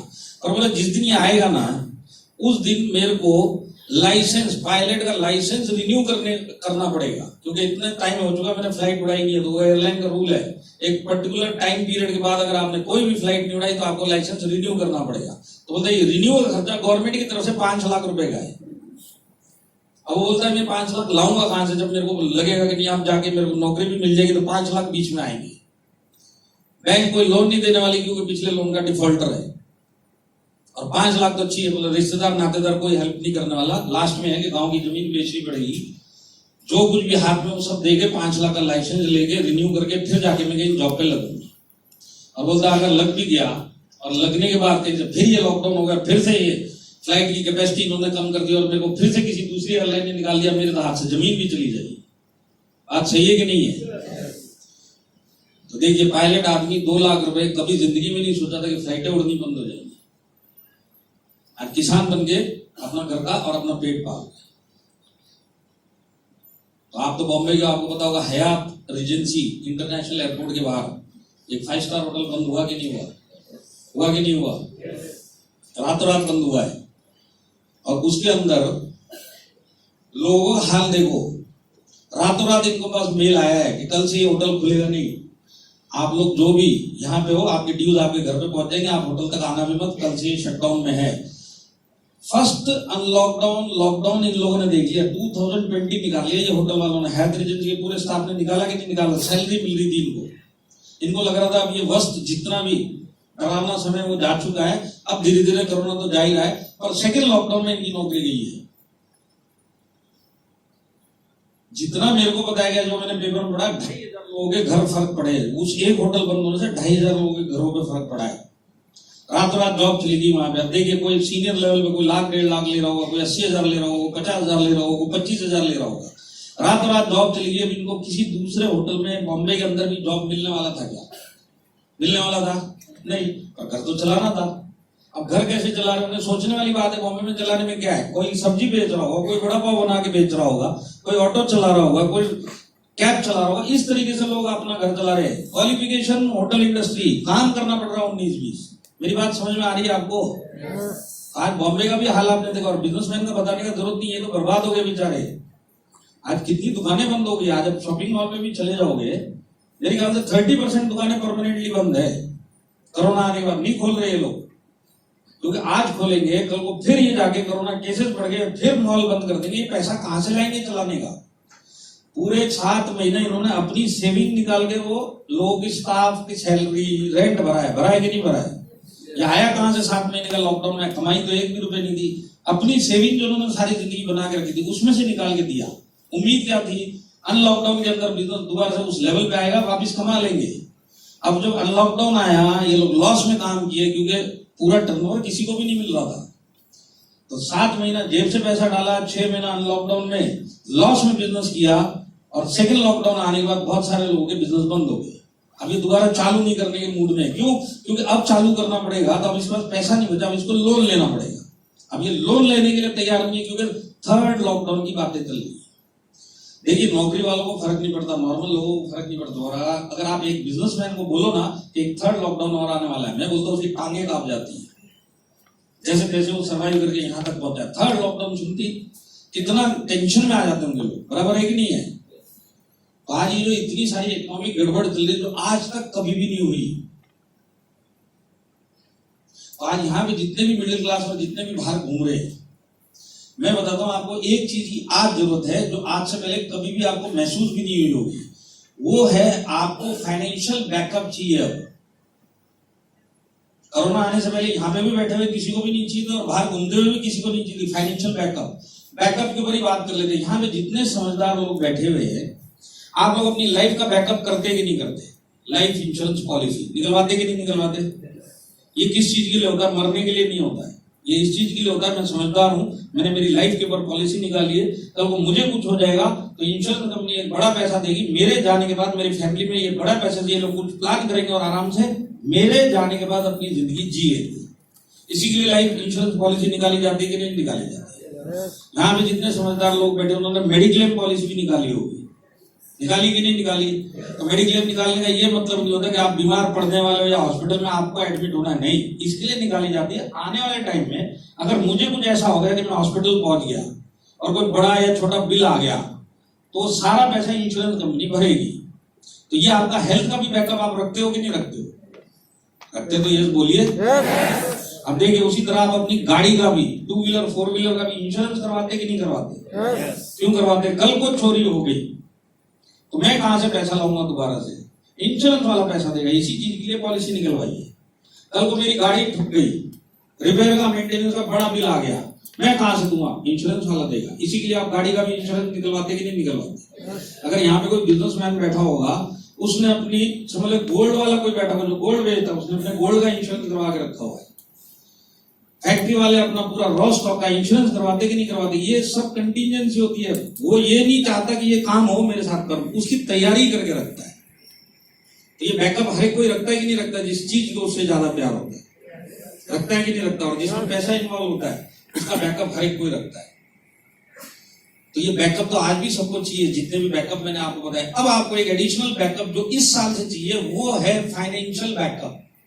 फाइनेंशियल बैकअप भी आपको समझा देता हूं आपको क्यों चाहिए। देखिए यहां पे जितने भी लोग आज आप लोग जॉब पे जा रहे हो, कोई ना कोई धंधे पे जा रहे हो, अभी सोच लो 15 सेकंड में अगर दिमाग में कुछ आता है, ये तो घर जाके सोचना। समझ लीजिए आज आपकी लाइफ नॉर्मल चल रही है, आज आपकी जॉब 1.5 सालों में कुछ नहीं हुआ, आपके बिजनेस में कुछ नहीं हुआ, पर समझदारी आज क्या बोलती है? 4.5 करोड़ लोगों की जॉब जा चुकी है, मेरे आसपास बहुत सारे धंधे बंद हो गए। भगवान न करे आने वाले टाइम में अगर मेरी जॉब को या जो बिजनेस में कर रहा हूं अगर इसको कुछ हो गया तो अगले महीने से पैसा कमाने के लिए मेरे पास क्या बैकअप है? मेरी बात आप समझ रहे? ये चीज की आपको जरूरत पहले नहीं थी। कोरोना से पहले अगर आपकी जॉब जाती तो आप ही की इंडस्ट्री में एक दूसरी जॉब ढूंढ लेते। कोरोना के बाद अगर आपकी जॉब गई, उस इंडस्ट्री में आपकी गड़बड़ हो रही है इसलिए आपकी जॉब गई है। सेटल जॉब, आपकी क्वालिफाइड जॉब, आपका एक्सपीरियंस जॉब, वो अगर आप आज गई ना तो आपको उस इंडस्ट्री में जॉब नहीं मिलने वाली। बात सही है कि नहीं है? तो आप ये सोचिए कि अगर आज मेरा आने वाले टाइम में भगवान न करे मेरी जॉब को या मेरा बिजनेस को कुछ हो जाए तो मेरी फैमिली में उतना ही पैसा लाने के लिए मेरे पास ऑप्शन क्या है दूसरा, वो सोचिए। आप अभी 15 सेकंड सोच लीजिए, रात को घर जाएंगे जब सोच के देख लेना आज मेरा सब कुछ ठीक चल रहा है और समझदारी क्या है, कल को गड़बड़ हुई तो मेरी तैयारी क्या है। आप सोचना, मैं आपको बताता हूं यहां पे बैठे हुए 98% 99% आदमी के पास कोई बैकअप नहीं है। आज आपकी जॉब गई, आपके पास दूसरा काम नहीं। देखिए इस माहौल के अंदर जहां पे मेरे को मेरी इंडस्ट्री में दोबारा जॉब नहीं मिलने के चांस है तो मेरे को तो पैसा कमाना है, पर पैसा कमाने के लिए वो काम करने पड़ेंगे जो मैंने कभी जिंदगी में नहीं सोचे, और पैसा भी वो मिलेगा जो मैं नहीं चाहता पर घर चलाने के लिए लेना पड़ेगा। आज आप ये सोचिए सब कुछ ठीक चल रहा है। मैं ये नहीं बोल रहा कि आपका जॉब जाएगा, मैं ये भी नहीं बोल रहा कि आपका धंधा बंद होगा। मैं आपको ये बोल रहा हूं अगर आप समझदार हो, हर एक चीज का आप बैकअप रखते हो, तो आज ये फाइनेंशियल आपका बैकअप क्या है वो सोचो। और वो आज आपको हर समझदार आदमी को चाहिए, क्योंकि कोरोना 1.5 साल तक पीछे छोड़ने वाला नहीं है। रिस्ट्रिक्शन आप वो गवर्नमेंट की फिगर्स को छोड़ दो, आप आसपास देखो, प्रैक्टिकली देखो, आपको सब समझ में आएगा। बात सही है कि नहीं है? तो आपका फाइनेंशियल बैकअप क्या है और आज आपको फाइनेंशियल बैकअप चाहिए कि नहीं चाहिए? देखिए मैं आपको बताता हूं, अगर आप मिडिल क्लास हो ना, फाइनेंशियल बैकअप आपके लिए कंपलसरी है अब, क्योंकि बहुत सारी इंडस्ट्री घाटे में चल रही है, लोग जॉब से निकल चुके हैं, निकाले जा रहे हैं। आज मतलब आपका फाइनेंशियल बैकअप क्या है वो सोचिए। और मैं आपको एक चीज बताता हूं, आप अभी 15 सेकंड सोच लो, आपको कोई जवाब नहीं आने वाला। रात को सोच लेना, कोई जवाब नहीं आने वाला। और सारी रात की सोच के, सवेरे सोच के भी कोई जवाब नहीं आता है, तो मैं आपको बताना चाहता हूं कि आपके पास आज मिडिल क्लास आदमी के पास एक ही बैकअप है, वो है डायरेक्ट सेलिंग और माइलेज टेक। और बाकी मिडिल क्लास के लिए कोई बैकअप नहीं है। हमें बैकअप एक ही है। देखिए आप लोग सब माई लाइफ स्टाइल में है ना, मैं बात करता हूँ जो बाहर है, जो माई लाइफ स्टाइल में नहीं है, डायरेक्ट सेलिंग में नहीं है। आज जो पायलट 2 लाख रुपए महीने के कमा रहा था, मैं गारंटी देता हूं बेंगलोर में इसको कोई डायरेक्ट सेलिंग या माई लाइफ स्टाइल वाला मिला ही नहीं। अगर मिला होता था तो ये स्विगी का काम करते करते डायरेक्ट सेलिंग करता तो गांव नहीं जाता। मानते हैं आप इस बात को? इसको कुछ मिला ही नहीं, ऑप्शन क्या मिला? स्विगी का काम। अगर इसको उसके सामने डायरेक्ट सेलिंग का ऑप्शन रखा जाता तो 16 घंटे अगर ये डिलीवरी कर सकता है, अगर कोई आदमी 16 घंटे माई लाइफ स्टाइल करेगा घर चलाने के लिए, सारे रास्ते बंद होंगे और करना ही पड़ेगा, तो वो आदमी स्विगी से ज्यादा पैसा कमाता कि नहीं कमाता? कमाता कि नहीं कमाता? आज की डेट में वो पायलट को पूरे बेंगलोर के अंदर कुछ नहीं मिला, स्विगी का काम किया, पर अगर उसी को डायरेक्ट सेलिंग मिलता तो डायरेक्ट सेलिंग और माई लाइफ स्टाइल करता। तो देखिए मैं आपको वही समझा रहा हूं, आज मिडिल क्लास है ना, इतने खतरे में है ना फाइनेंशियल, उसके पास कोई ऑप्शन नहीं है बाहर। तो आज जितने लोगों के पास डायरेक्ट सेलिंग नहीं है, अगर उसकी आज जॉब जाती है, उसका पे कट होता है, उसका धंधा बंद होता है, तो वो चाहेगा तो डायरेक्ट सेलिंग में आ सकता है। उसके पास और कोई दूसरा ऑप्शन नहीं है। जैसे एग्जांपल के लिए ये जितने छोटे बिजनेसमैन होते हैं ना, ये लोग प्रैक्टिकली कम पढ़े लिखे लोग होते हैं। जिस दिन ये पढ़ लिख लेगा ना आदमी, नौकरी ढूंढेगा और नौकरी करेगा। जिनके पास पढ़ाई लिखाई कम होती पर दिमाग शार्प होता है, वो लोग बिजनेस करते हैं। बराबर है कि नहीं है? अब इसकी लाइफ आराम से चल रही थी कोरोना आने से पहले, अचानक कोरोना आने के बाद सब बंद हो गया। अब सारी जिंदगी का एक ही काम का एक्सपीरियंस वो बंद पड़ गया। अब अगर ऐसा आदमी डायरेक्ट सेलिंग में आएगा, जिसको उसको डायरेक्ट सेलिंग का भी 0 एक्सपीरियंस है, तो यहाँ पे आके पैसा कमा सकता है कि नहीं कमा सकता है? यहाँ पे आके बिजनेस स्टार्ट कर सकता है कि नहीं कर सकता है? आप मेरे को एक इंडस्ट्री बताओ जो अनपढ़ आदमी को ये बोलती है कि तू आ जा, तेरे को कोई एक्सपीरियंस नहीं हमारे काम का, तू हमारे पास आ, हम तेरे को बताते हैं कैसे करने का और तू पैसा कमा। कोई अपॉर्चुनिटी देने वाली है आज की डेट में? कोई देने वाली है क्या? पढ़ा लिखा आदमी, डिग्री होल्डर आदमी, एक्सपीरियंस आदमी, डायरेक्ट सेलिंग का 0 एक्सपीरियंस होगा, तो पढ़ा लिखा भी आदमी आएगा तो भी यहाँ पे वो पायलट की तरह काम करेगा, तो जो काम वो आज कर रहा है जॉब जाने के बाद, उससे ज्यादा पैसा कमाएगा कि नहीं कमाएगा? देखिए पहले कैसी फैमिलियां होती थी, आज भी वैसी भी फैमिलियां हैं। घर में कोई रिटायर्ड लाइफ जी रहा है, उसके बच्चे जॉब कर रहे हैं और ये जॉब करने वाले के बच्चे पढ़ाई कर रहे हैं। इस टाइप की फैमिलियां होती कि नहीं होती है? 3 जनरेशन नॉर्मल लाइफ चल रही थी। कमाने वाले जाके बच्चे कमा के आ रहे थे, पढ़ने वाले पढ़ रहे थे, और जो इनके सीनियर पिताजी वगैरह जो भी थे वो रिटायर्ड लाइफ जी रहे थे। सब कुछ सेट चल रहा था। रिटायर्ड लाइफ जीने वाले ने सारी जिंदगी काम किया, बच्चे को पढ़ा लिखा के नौकरी पे लगवाया था, और उसकी नौकरी के बेस पे आज ये आराम कर रहा है। और इसी नौकरी वाले के बच्चे आज पढ़ाई कर रहे हैं, और बच्चे को क्या बोला जा रहा था? तुम्हारा काम है ओनली पढ़ाई करो, पैसे का खर्चा हम देखेंगे, तू पढ़ लिख ले, डिग्री ले ले, नौकरी पे लग जा। Normal life, normal set routine. अचानक अगर ऐसे घर में कोरोना आने के बाद किसी एक की भी जॉब चली गई, तो ये जो 18-20 साल के बच्चे थे जिनको बोला जाता था तुम खाली डिग्री ले लो और नौकरी पे जाओ, अचानक अगर यहाँ पे इनकम आनी बंद हो गई, तो इनको पढ़ाई के साथ साथ और प्रेशर पड़ा कि नहीं पड़ा? तो बाहर निकलो, तुम जाके कुछ 2-4-5 हजार कमा के लेके आओ, नहीं तो इनको खाने के वादे हो जाएंगे। अब आप मेरे को बताओ, 18-20 साल का बच्चा अगर आज की डेट में बाहर काम ढूंढने निकलेगा तो उसको क्या काम मिलेगा? आप मेरे को बताओ। फुल टाइम एक्सपीरियंस लोगों के लिए इतना काम नहीं है। ये तो बेचारा दिन दुनिया भी नहीं जानता है, इसको ना काम का एक्सपीरियंस है ना जिंदगी का एक्सपीरियंस है। इसको क्या काम मिलेगा पार्ट टाइम? आप मेरे को बताओ। इसको पढ़ाई भी करनी है और पार्ट टाइम पैसा भी कमा के लेके आना है, क्योंकि प्रेशर आ चुका है घर से। और ऐसे ही 18-20 साल का आदमी अगर आज डायरेक्ट सेलिंग में माई लाइफ स्टाइल में आएगा, भले पार्ट टाइम करेगा पर दिल से करेगा और पैसे कमाने की नीयत से करेगा, तो आज ये 5-7 हजार रुपए माई लाइफ स्टाइल से कमा सकता है कि नहीं कमा सकता है? कौन सा ऐसा है कि यंगस्टर को बाहर अपॉर्चुनिटी देने वाला? आप मेरे को बताओ। और वही बुजुर्ग आदमी जो आज तक रिटायर्ड लाइफ जी रहा था, 60-65 साल का हो चुका है, 70 साल का हो चुका है, उसके ऊपर भी प्रेशर है कि भाई आप आज की डेट में हर एक आदमी को बाहर कुछ ना कुछ कमा के लेके आना, तब जाके घर का बजट पूरा होगा। तो आज 65-70 साल के आदमी को ऐसे माहौल के अंदर क्या काम मिलेगा? आप मेरे को बताओ। यंग लोगों को काम नहीं है, एक्सपीरियंस लोगों को काम नहीं है, और पैसा तो कमाना ही है। और ऐसा 60-70 साल का आदमी अगर डायरेक्ट सेलिंग में आएगा, पार्ट टाइम भी करेगा, 5-7 हजार रुपए माई लाइफ स्टाइल में कमा सकता है कि नहीं कमा सकता है? अब आप मेरे को बताओ, एक ऐसी इंडस्ट्री जो इस सारी कैटेगरी को सपोर्ट कर सकती है, एक इंडस्ट्री बता दो मेरे को जो ये बोलती है कि तेरा कुछ भी हो जाए, तू पढ़ा लिखा नहीं है, तेरी एज नहीं है, तू बुजुर्ग हो चुका है, तू पढ़ा लिखा है, तू आजा, हम तेरे को काम देते। एक इंडस्ट्री बताओ जो आज हेल्प करेगी। एक ही इंडस्ट्री है, डायरेक्ट सेलिंग इंडस्ट्री, कोई ऑप्शन नहीं। आज ये बहुत सख्त लोग है कि नहीं है? है कि नहीं है? मैं आपको बोलता हूँ, अगर आज बाहर किसी की जॉब चली गई या बाहर किसी को पे कट का सामना करना पड़ रहा है, उसके लिए डायरेक्ट सेलिंग और माई लाइफस्टाइल के दरवाजे खुले। पर यहाँ पे जितने लोग बैठे हैं जो आप ऑलरेडी माई लाइफस्टाइल में है और माई लाइफस्टाइल सही तरीके से नहीं कर रहे या सीरियसली माई लाइफस्टाइल को उस तरीके से नहीं देख रहे, इन लोगों का क्या होगा मैं वो सोचता हूं। जिनके पास माई लाइफस्टाइल नहीं है उनके पास माई लाइफस्टाइल है, जिनके पास डायरेक्ट सेलिंग नहीं है उनके पास डायरेक्ट सेलिंग है। पर जिसके पास ऑलरेडी माई लाइफस्टाइल है, अगर उसका भी दिमाग आज बाहर देख के भी कुछ भी नहीं हो रहा तो इसका क्या होने वाला मैं वो सोचता हूं।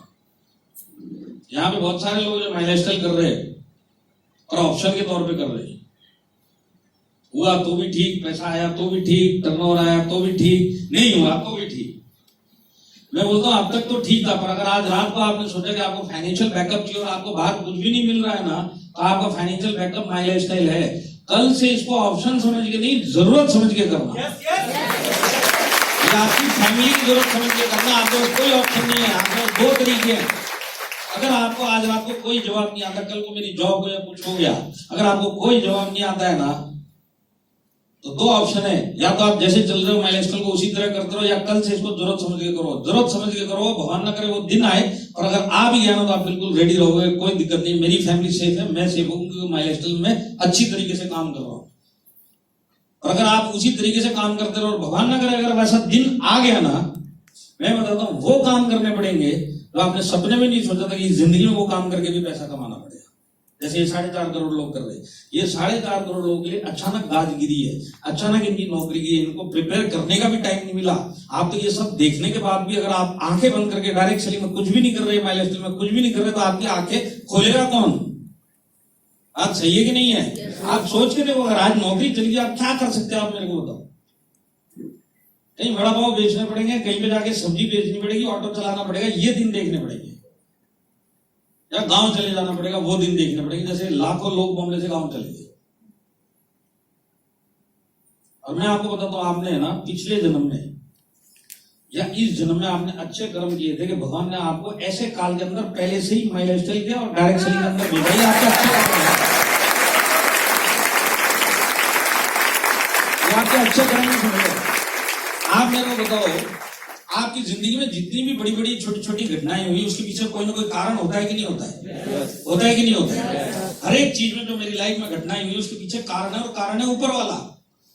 आप भले ही माई लाइफस्टाइल में जबरदस्ती आए, हो सकता है कुछ लोग इस हॉल में भी जबरदस्ती आए, पर आप ये लगा लो आपके यहाँ पे भी आने के पीछे और माई लाइफस्टाइल में भी आने के पीछे कारण है, और कारण है वो ऊपर वाला। उसने आपके कर्मों का हिसाब लगाया और उसको बोला तू जा, डायरेक्ट सेलिंग में जा, माई लाइफस्टाइल में जा, थाने के इस हॉल में जा, और कल से तेरी फैमिली के लिए कुछ करना स्टार्ट कर। या आपके कर्म ही है, आप ये समझ लो। आप बिना मकसद के कोई जिंदगी में काम नहीं होते, बिना कारण के कोई काम नहीं होते। अगर आज तक भी आप माई लाइफस्टाइल में हो और इस थाने तक भी पहुंच गए हो ना, कहीं ना कहीं इसका कारण ऊपर वाला है। तो यहाँ पे बहुत सारे लोग हैं जो भगवान के भरोसे में आज तक जिंदगी जीते हुए आए। ऐसे लोगों में एक न्यूज देना चाहता हूं कि 1.5 साल से भगवान ऊपर बहुत ओवर टाइम में चल रहे हैं, बहुत बिजी हो गए वो कोरोना काल में। और इस कोरोना काल में बिजी होने के बावजूद भी आपके कर्मों का हिसाब लगा के आपको डायरेक्ट सेलिंग में भेज दिया। तो आज के बाद से भगवान के भरोसे में मत रहना। भगवान ने अपने सारे काम कर दिया, वो तुम्हारे भरोसे में बैठा हुआ है। फैमिली तो तेरी, अब तू भी जाके कुछ कर ले। तेरे को डायरेक्ट सेलिंग में भेज दिया, माई लाइफस्टाइल में भेज दिया, तू भी कुछ कर ले। अब आपको क्या लगता है जिस दिन वो दिन आएगा उस दिन भगवान आप ही के लिए इतने बड़े बड़े काम कर लिए कि एटीएम की लाइन में, बैंक की लाइन में आपके खाते में पैसे भी वही डिपॉजिट करने घुसेंगे, तू मेरा चेला है तेरे नाम। भगवान ने अपना काम कर दिया, आपको एक जरिया दे दिया। अब जरिए का आप क्या करते हो वो आपके ऊपर है। भगवान ने अपना काम कर दिया, तो भगवान के भरोसे रहना बंद कर दो। भगवान तुम्हारे भरोसे में बैठा हुआ है, क्योंकि फैमिली तो आप ही की है। बात सही है कि नहीं है? मैं आपको एक ही चीज बोलता हूँ, अगर रात तक कोई जवाब नहीं आता तो सोचना जरूर, फैमिली आपकी है।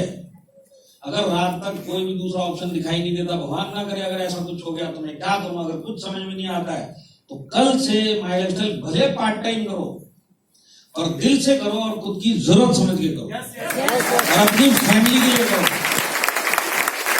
आज तक आपने माई लाइफस्टाइल जबरदस्ती किया, अपलाइन के बोलने में किया, वो जब तक था तब तक था। मैं बोलता हूँ अभी भी आपके हाथ में टाइम है। मैं ये नहीं बोलता हूँ कि आप वो दिन देखो, मैं बोलता समझदार हो ना, कल से इसकी तैयारी करना चालू कर दो बैकअप की। और मैं आपको बोलता हूँ, अगर कल से आपने इसको अपनी जरूरत समझ के, बैकअप समझ के भी करना स्टार्ट किया ना, और डेली बिजनेस किया, भले 2 घंटा किया, 3 घंटा किया, पर डेली दिल से किया और अपने लिए किया और अपनी फैमिली के लिए किया ना, तो ये 6-8 महीने में ऐसा बैकअप खड़ा होगा कि जो काम आज आप बाहर कर रहे हो ना, वो खुद से छोड़ के डायरेक्ट सेलिंग और माइलेज सेलिंग में फुल टाइम और जिस दिन आपने यहाँ पे फुल टाइम काम करना चालू कर दिया, आपकी जिंदगी 360 डिग्री टर्न ले लेगी।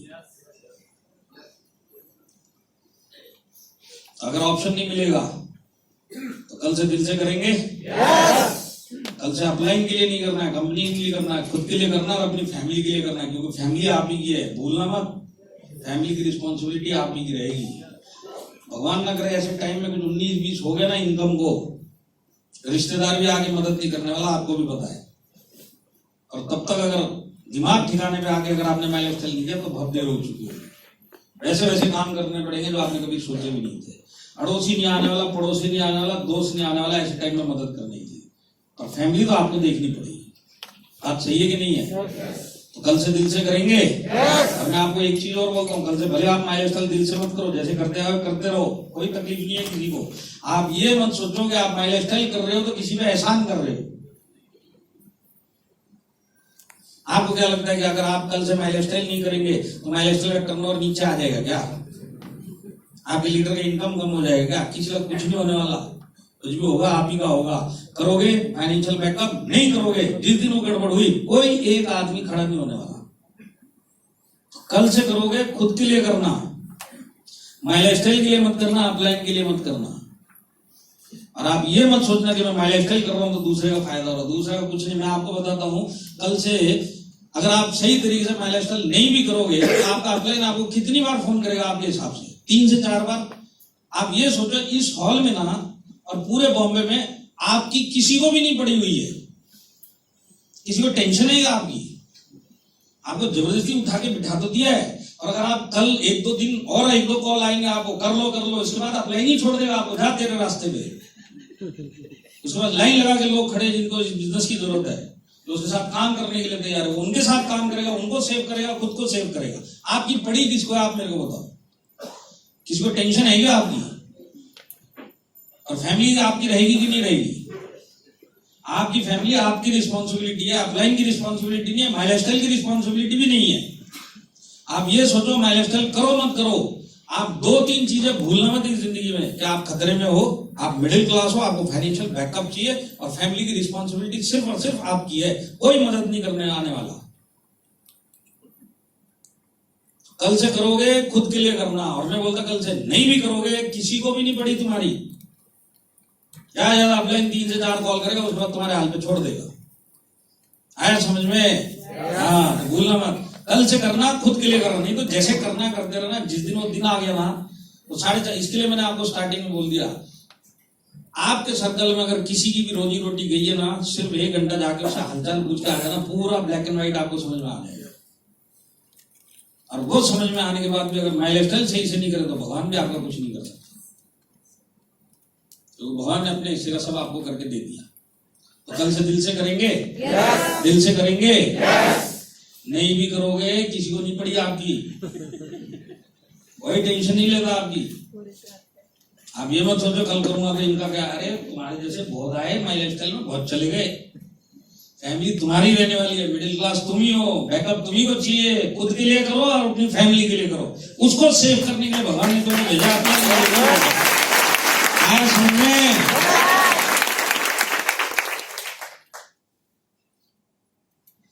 कल से आपके लिए ये ऑप्शन नहीं है, नेसेसिटी है। अगर आप मिडिल क्लास हो तो ठीक है। बहुत सारे लोग मेरे को घूर घूर के देख रहे हैं, मेरे को पता है क्यों घूर रहे।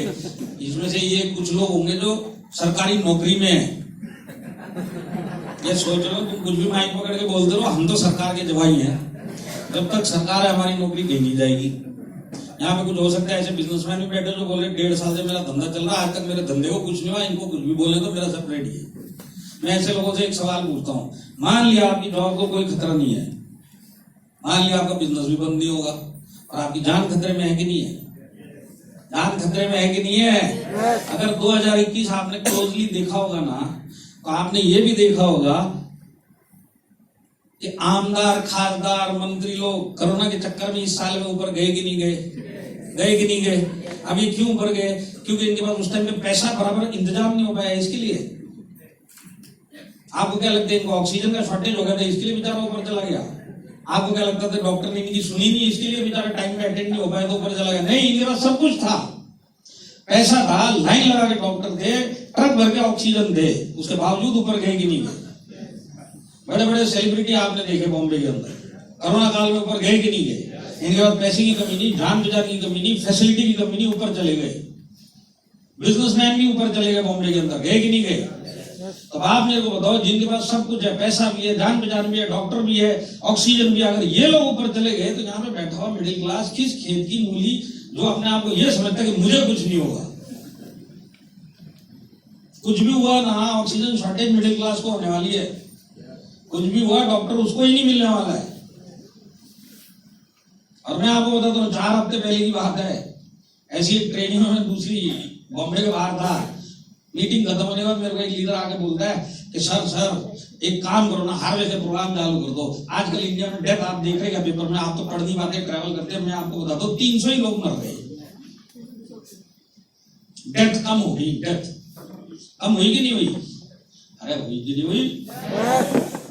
मैंने उसको बोला ये 300 तेरे लिए फिगर है, पर इसमें तेरा या मेरा नाम होता 300 में तो हमारी फैमिली कहां जाती?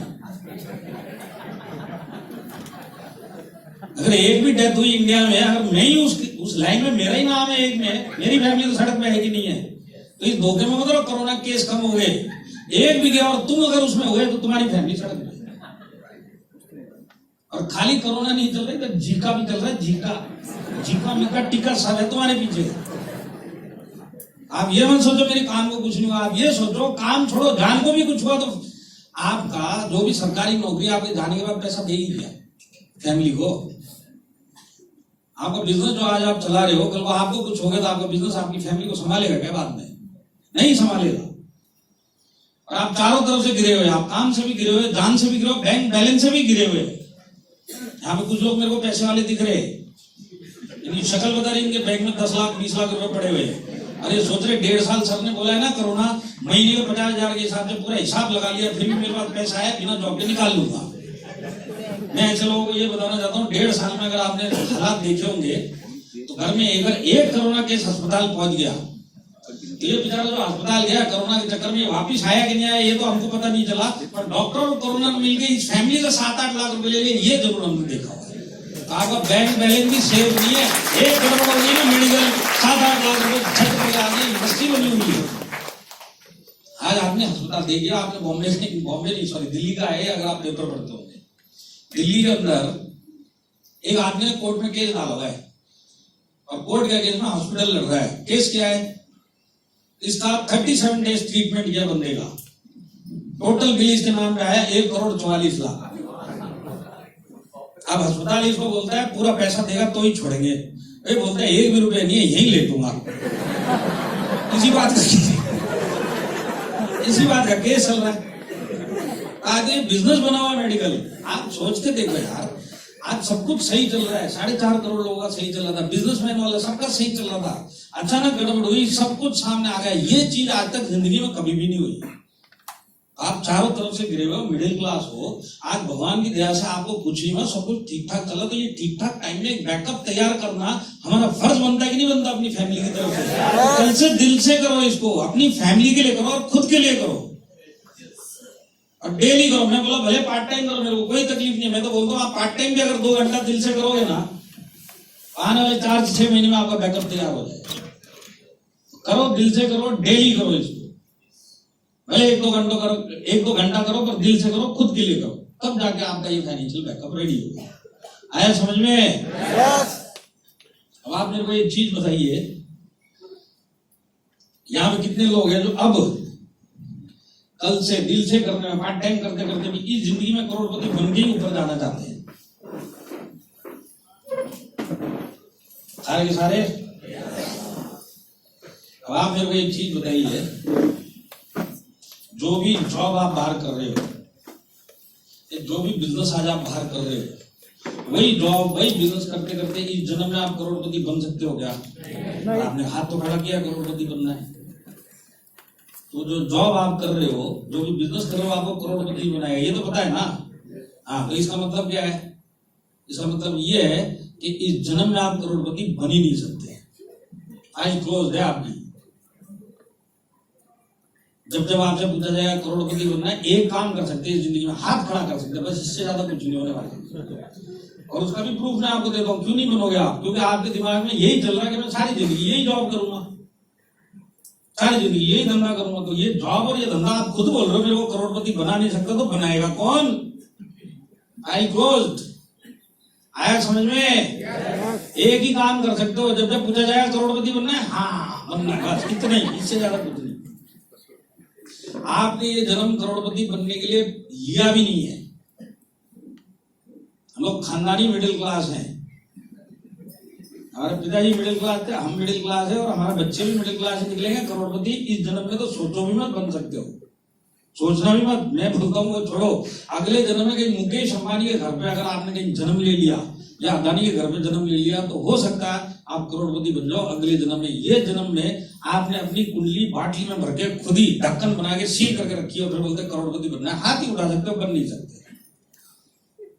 गुरगुर के क्या देख रहे हो? नहीं बन सकते। क्या हकीकत है? आप सोच के देख लो, आपको तो करना वही है, वो बनाने वाला नहीं, तो बनाएगा कौन? मैं बनाएगा क्या? मैं आपको एक चैलेंज देता हूं, चलो। बॉम्बे में चैलेंज देना भी खतरनाक है, यहाँ पे हो भी सकता है कि यहाँ पे ये सब चीजें होती है, पर मैं आपको एक चैलेंज देता हूँ। बाकी सब जगह तो 99.9% देता हूँ, यहाँ पे 99 कर देता हूँ। 99% यहाँ पे बैठा हुआ आदमी, चैलेंज है मेरा, आप अपने इनकम का लेवल तक चेंज नहीं कर सकते जिंदगी में। आप जिस लेवल पे जिंदगी जी रहे हैं ना, इस लेवल को आप इस जिंदगी में चेंज नहीं कर सकते। कितना भी हाथ पैर मार लो, पूरी जिंदगी मार लो। करोड़पति बनना तो बहुत दूर की बात है, अपना इनकम का लेवल तक चेंज करके दिखा दो जो काम कर रहे हो उसमें। जो जिस लेवल पे कमा रहा है उसी लेवल पे जी रहा है, उसी लेवल पे जीते जीते ऊपर चला जाएगा। लेवल चेंज नहीं कर सकता। मैं आपको एग्जांपल बताता हूँ। यहाँ पे 20,000 रुपए महीना कमाने वाला बैठा होगा, समझ लीजिए, समझ लीजिए 20,000 वाला जो भी काम आज कर रहा है, 20,000 रुपए महीना कमाता है। वही काम करते करते आने वाले 5 साल के बाद ये 20,000 वाला 5 लाख रुपए महीने पे पहुंचेगा क्या? इसको बोलते लेवल चेंज। अगर आपको ये ज्यादा लग रहा है, मैं इसको 3 लाख कर देता हूं।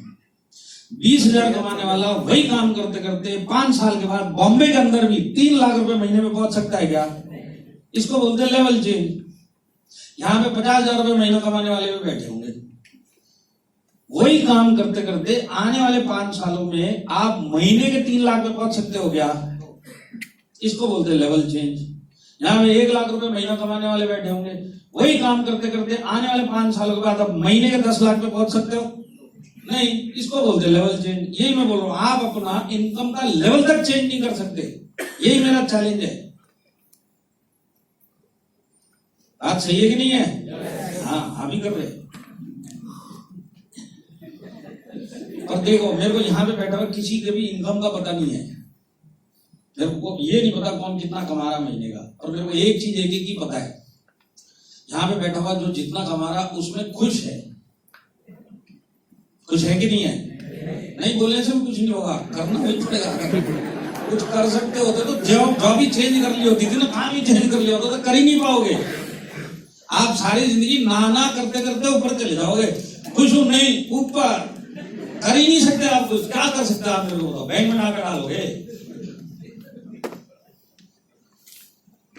हर एक आदमी ने अपने आप को खुश रखा हुआ है। बात समझते कि नहीं बोलते? इसको बोलते हैं एडजस्टमेंट। आप एक्चुअल में एडजस्टमेंट की लाइफ जी रहे हो, सिर्फ एडजस्टमेंट का लेवल आपके इनकम के हिसाब से ऊपर नीचे है। और हर एक आदमी इधर एडजस्टमेंट में जी रहा है कि नहीं जी रहा? हर एक आदमी बजट में जी रहा है कि नहीं जी रहा है? मैं आपको समझाता हूँ। 20,000 वाला भी क्यों खुश है? देखिए, 20,000 वाले यहाँ पे भी कोई बैठा, उसको पूछ रहा है लाइफ कैसी चल रही? मजे में चल रही। आप यार बहुत अच्छी बात है, 20,000 रुपये मजे में चल रही है। अब इसी गली में 50,000 वाला रहता है, इसको जाके मिल लो, लाइफ कैसी चल रही है? मजे में चल रही है। तो आपके दिमाग में एक सवाल आ गया, ये 50,000 कमाता है, इसकी मजे में चल रही है। समझ में आ गया ये 20,000 वाला कैसे उछल रहा था, मजे में चल रही है। उसी गली में 1 लाख रुपए वाला रहता है, इसको जाके पूछो लाइफ मजे में चल रही है। आप बोलोगे 1 लाख कमाता है इसलिए समझ में आता है, ये 50 और 20 वाला क्यों उछल रहा था कि मजे में चल रही है? और हर एक आदमी यहाँ पे जिस लेवल पे भी है खुश है कि नहीं है? ये कैसे खुश है पहले तो उस पर चलते। देखिए, ये जो 20,000 रुपए कमाता है ना, इसको पता है, अब तक इसको पूरा ज्ञान हो चुका है कि मेरा जो चादर का साइज है वो 20,000 का है। तो ये खुद को भी, अपनी बीवी और अपने बच्चे, पूरी फैमिली को एक ही चीज समझाता है, हमारे महीने के चादर का साइज 20,000 है। एक भी खानदान में अगर किसी ने भी एक टांग भी बाहर निकाली ना, पूरा खानदान फाइनेंशियल खतरे में आ जाएगा, लोन में आ जाएगा। चादर के अंदर रखना 20,000, 20,000 इसके लिए खुश है। 50,000 वाले जो है वो अपने घर पे वही समझाता, हमारी चादर का साइज 50,000 है और रहना टांग अंदर समझिए, एक टांग 50 के बाहर नहीं निकली। 1 लाख वाले का साइज 1 लाख का है, पर है वो भी बजट के अंदर ही। इसको बजट बोलते हैं कि नहीं बोलते? बजट हम बोलते हैं बाहर। एक चीज हम घर पे इस्तेमाल करते हैं, एक वर्ड हिंदी का, इसको हम बाहर इस्तेमाल नहीं करेंगे। अगर बाहर करेंगे तो बॉम्बे के नीचे भी 2 कान के नीचे पड़ेंगे। इसको बोलते हैं औकात। ये हम घर पे इस्तेमाल करते हैं। हमारे पिताजी ने हम पे इस्तेमाल किया, औकात में रहना। हम अपने बच्चों को बोलते हैं औकात में रहना, बीवी को बोलते हैं औकात में रहना। होता सब के सब 1 लाख वाला औकात में रहना, 1 लाख बाहर नहीं जाना चाहिए, 50,000 वाला औकात में रहना। बात सही है कि नहीं है?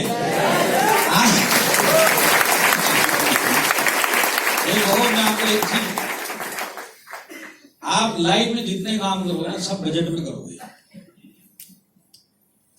आज अगर घर से डिमांड आ गई कि बाहर खाना खिला के लेके आओ, टेंशन आता है कि नहीं आता?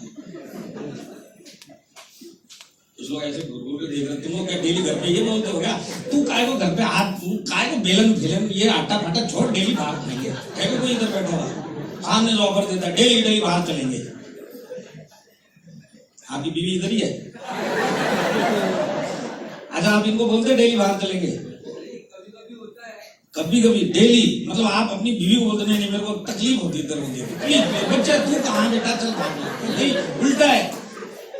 घर वाले बोलते हैं खाना खिला के लेके आओ, हम उनको समझाते हैं तुम लोग पागल हो गए, बाहर खाना खाना, बाहर कोरोना फैला हुआ है, अनहेल्दी फूड। घर में हेल्दी फूड बोला, हेल्दी हेल्दी हेल्दी हेल्दी।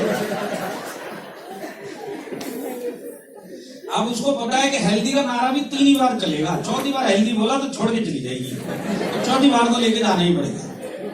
और जब लेके जाएगा तो बजट में लेके जाएगा कि नहीं जाएगा, दिमाग में एक बजट चलेगा। इसका भी प्रूफ देता हूं आपको।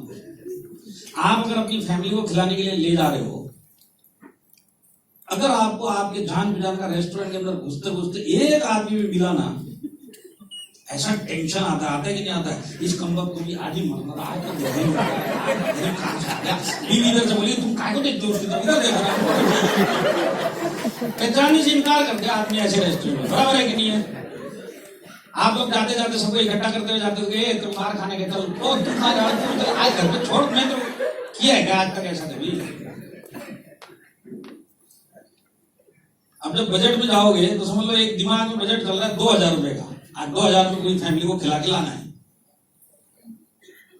तो जब आप रेस्टोरेंट के अंदर बैठोगे तो जब मेन्यू कार्ड आएगा तो आपके दिमाग में एक ही चीज चलेगी, ये लोग को क्या खाना वो सब सेकंडरी, ध्यान दो इनसे कुछ 2,000 में क्या क्या मंगाया जाए कि सबका पेट भर जाए बस। बात सही है कि नहीं है? अब कई बच्चे ने जिद कर दिया पापा पापा पनीर खाना है, तो आप देखो पनीर 400 रुपए, इसको बोले बेवकूफ है क्या, यहाँ पे कोई पनीर खत्म मिल रहा है? पनीर घर पे अच्छा बनता है, यहाँ पे वर्ल्ड फेमस दाल फ्राई मिलती है, यहाँ सब दाल फ्राई खाते हैं, बेवकूफ दाल फ्राई देख, सब दाल फ्राई खाते हैं। अब 2,000 का बजट भी आ गया और बिल भी आ गया और भर भी दिया। अब बच्चा जिद कर रहा है पापा पापा गुलाब जामुन बहुत अच्छा था, आइसक्रीम खाने का मन कर रहा है। अब आप देखते हो मेन्यू आइसक्रीम 300 रुपए की। आप बच्चों को समझाते देख बेटा, तेरे बाप ने ज्यादा दिवाली देखी है, जो पापा बोलेंगे सारी जिंदगी याद रखने, सारा ज्ञान तेरे को पापा से मिलेगा। और आज का ज्ञान तेरे लिए ये है कि जिंदगी में कभी भी गुलाब जामुन के बाद आइसक्रीम नहीं खाता, याद रखना।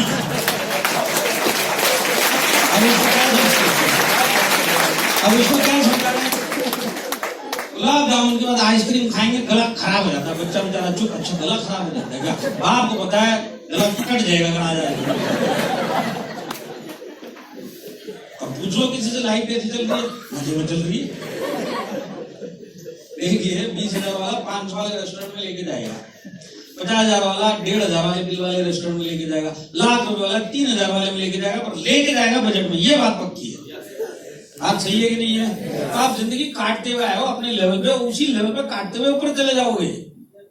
और इस पूरी जिंदगी में जब जब आपसे पूछेंगे ना करोड़पति बनना है, आप हाथ ही उठा सकते हो। करोड़पति बनना है, हाँ। करोड़पति बनना है, हाँ।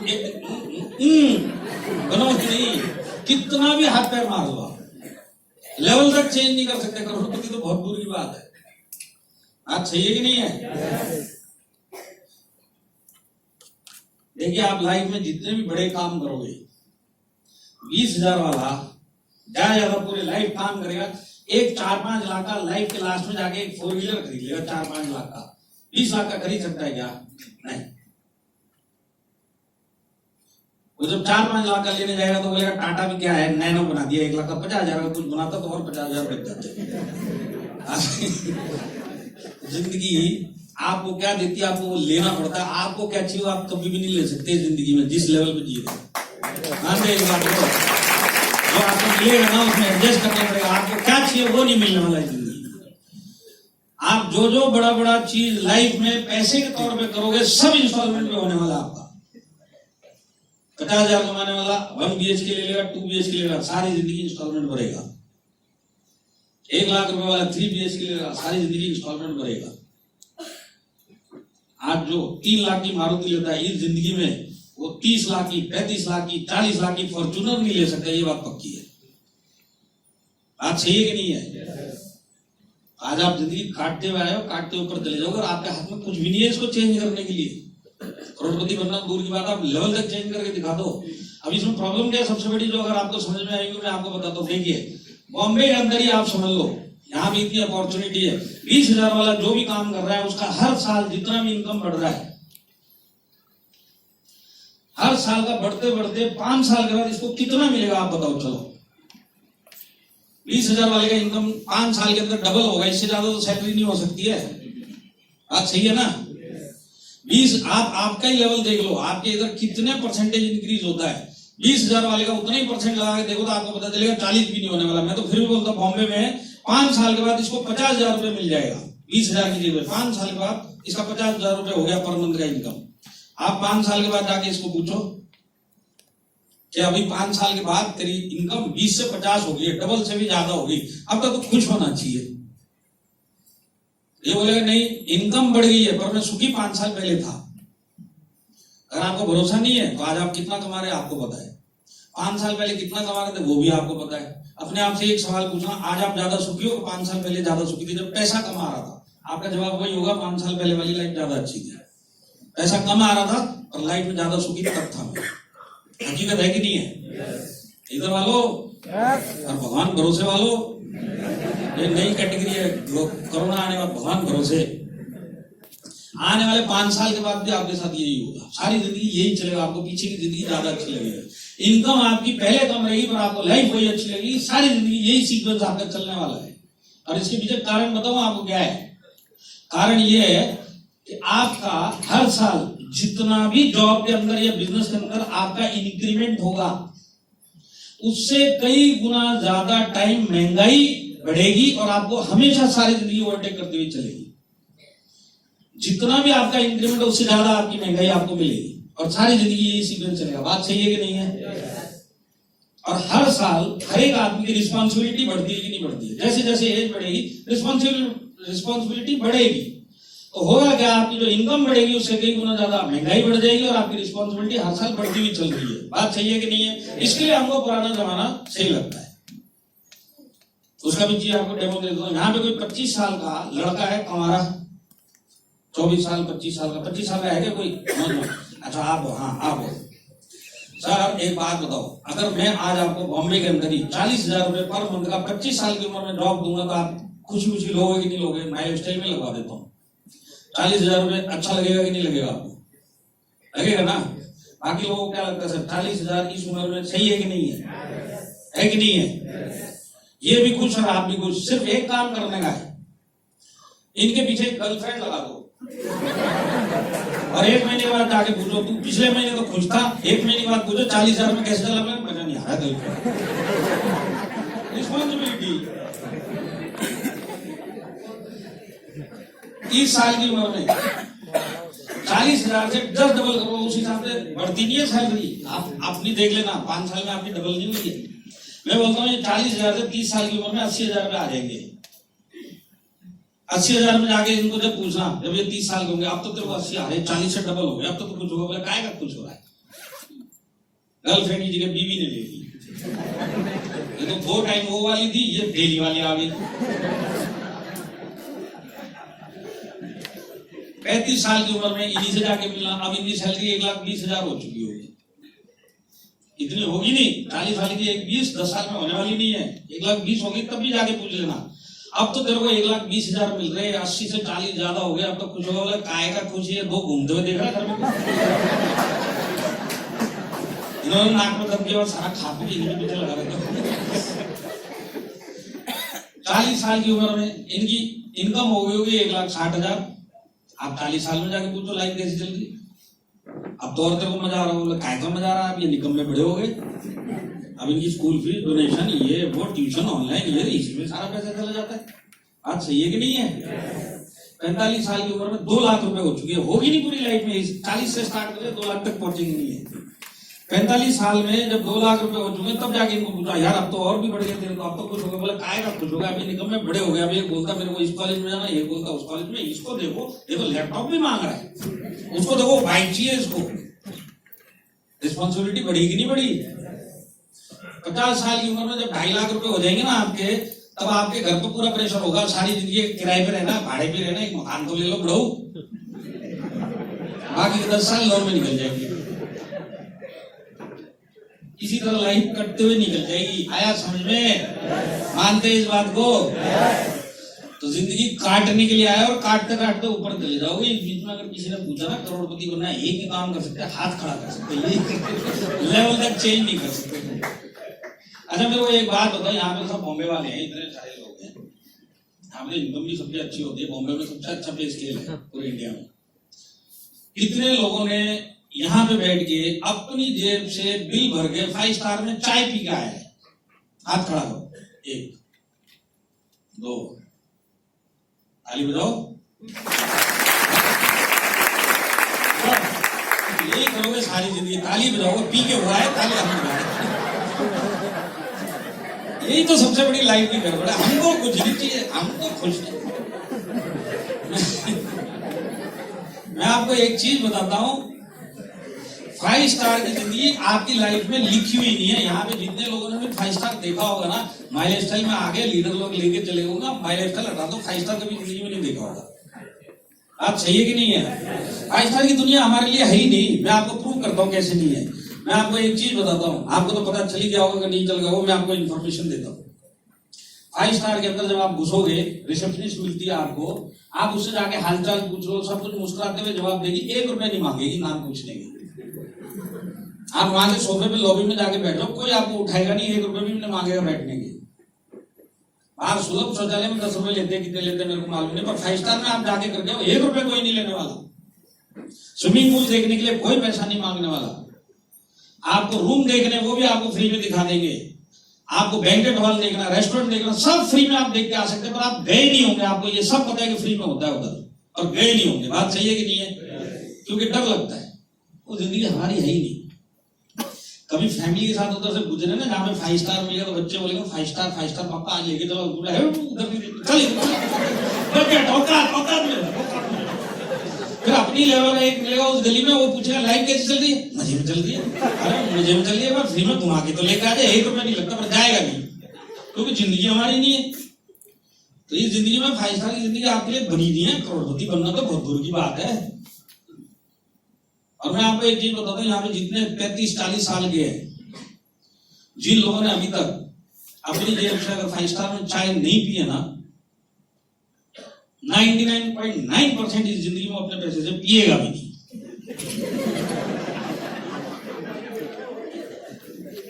कैसे नहीं पिएगा? समझ लो आज 50,000 रुपए मिल गए, 10 साल के बाद 1.5 लाख हो जाएंगे। अब 50 या 1.5 पे तो पहुंच गया है। और मैं आपको पहले तो एक इन्फॉर्मेशन देता हूँ, एक जनरल नॉलेज अपने दिमाग में फिट कर लेना। पहली बात, आप किसी से पूछ लेना, ये लोग बता भी देंगे। 5 स्टार के अंदर 400 से 600 रुपए की चाय मिलती है। आप जाओगे नहीं कभी भी, और जनरल नॉलेज के लिए रेट अपने दिमाग में डाल लेना, कल वो कोई पूछ लेगा तो बोलना हम गए तो नहीं पर हमको रेट पता है। देखिए अगर आज 1.5 लाख वो कमाता है, मतलब आज वो 50,000 कमाता है और 10 साल के बाद 1.5 लाख कमाएगा ना, फिर भी ये जाके 5 स्टार में चाय नहीं पी जाएगा, जबकि ये 3 गुना कमा रहा है। क्यों नहीं जाएगा 10 साल के बाद? क्योंकि 10 साल के बाद ये जो आज 500 रुपए की चाय है, 10 साल के बाद वही 7,000 की हो चुकी होगी। अरे बोलेगा 1.5 लाख मिलते 7,000 की चाय, ना ना ना 7,000 नहीं ऊपर आए समझ में। 5 स्टार की जिंदगी आपके लिए बनी नहीं है। और मेरे को एक चीज बताओ, यहाँ पे किसी को कोई गम है क्या? भगवान मेरे को उठा ले, एक चाय नहीं पी पाया मैं 5 स्टार, किसी को बोल लो नहीं पी ना मरने, हम तो खुश। किसी को कोई गम है क्या? कोई गम नहीं। अच्छा ठीक है। अब लोग कैसे खुश रखते चाहिए तो मैं भी वो आपको डेमो दे देता हूँ। ये डेमो तो दे सकते हैं। 5 स्टार में चाय नहीं पी पर यहाँ पे गम किसी को नहीं है, कैसे खुश रखता हूँ अपने आपको? ये 5 स्टार की बात नहीं है। लाइफ में जो चीज नहीं है उन सब के लिए वही फॉर्मूला लगता है अपने आप को खुश रखने का। क्यों? एडजस्टेड हो चुके ना, हमारे लिए यही ठीक है। ये अपने आप को कैसे समझाता है कि 5 स्टार में अगर देखिए एक मिडिल क्लास अपने आप को कैसे खुश रखता है, तो ये 5 स्टार में जो नहीं गया ना, तो अपने अंदर वाले को बोलते हैं एक सुन, ये जितने लोग 500 रुपए की 5 स्टार में चाय पी के आते हैं ना, इनसे बड़ा कोई गधा भगवान ने पैदा ही नहीं किया। ये अपने अंदर वाले को समझा रहा है और अंदर वाला इसकी हाँ में हाँ मिलाता है। बिल्कुल सही बोला भाई, बिल्कुल सही बोला। और अंदर वाले को लॉजिक चाहिए, जैसे आपको हर मिडिल क्लास को लॉजिक चाहिए। सारी जिंदगी खुश कैसे रखना, लॉजिक से ही तो रह सकता है। तो ये अंदर वाली आवाज अब इससे पूछती है, अब तू बता, तूने बोल तो दिया सारे पागल होते, तो लॉजिकली समझा मेरे को कैसे पागल होते हैं। तो बोले रुक मैं तेरे को सब समझाता हूँ। तो अपने अंदर वाली को आवाज को समझाता, देख ये जो 500 रुपए की चाय मिलती है 5 स्टार में, तू बता इस चाय के अंदर जो दूध डलता है अपने वाला है कि नहीं है? अंदर आवाज बोलती बिल्कुल सही बोला भाई, ये तो बिल्कुल सही बात है। अगला सवाल, इस चाय के अंदर दूध के अलावा जो चाय पत्ती डलती है ये भी तो अपनी वाली?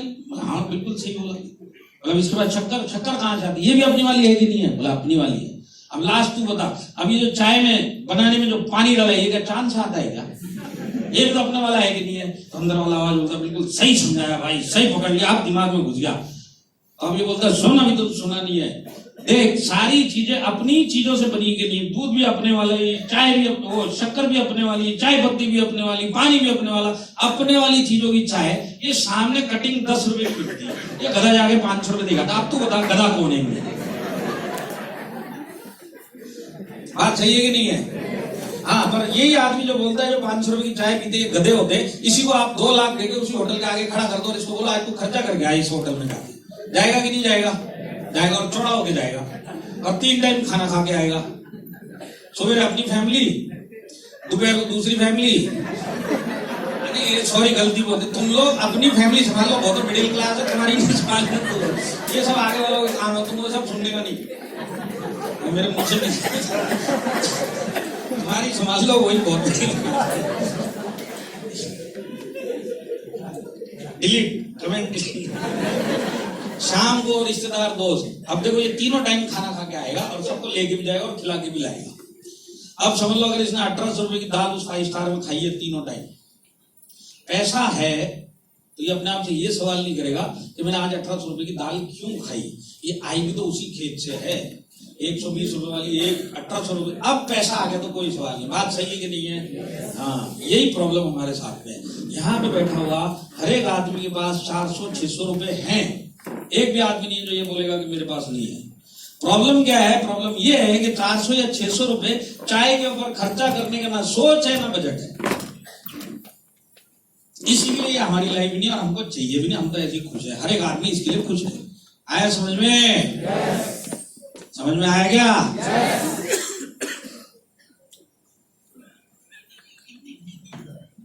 अब देखिए मैं आपको एक चीज समझाता हूँ। इस जिंदगी में आप जो भी काम कर रहे हो, कितना हाथ पैर मार लो, कितना भी मार लो, आप इस जिंदगी में ना लेवल नहीं चेंज कर सकते। आपके पिताजी ने आपको बजट में रखा, आप अपने बच्चे को बजट में रखोगे। आप खुद सोचो आपकी कितनी इच्छाएं आपके पिताजी ने मना करी। आपने बोला ये चाहिए नहीं होगा, ये चाहिए नहीं होगा। आपका बच्चा क्या मांगता है, आप कितना मना करते हो। अगर इस लाइफ से बाहर आना तो आपकी बस की नहीं है। जिंदगी में करोड़पति बनना बहुत दूर की बात है।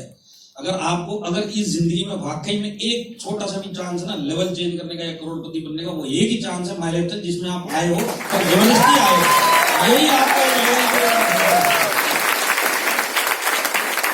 नहीं तो आप मेरे को घूर के देख लो, अकड़ के देख लो, आप लेवल चेंज नहीं कर सकते, आपको भी पता है।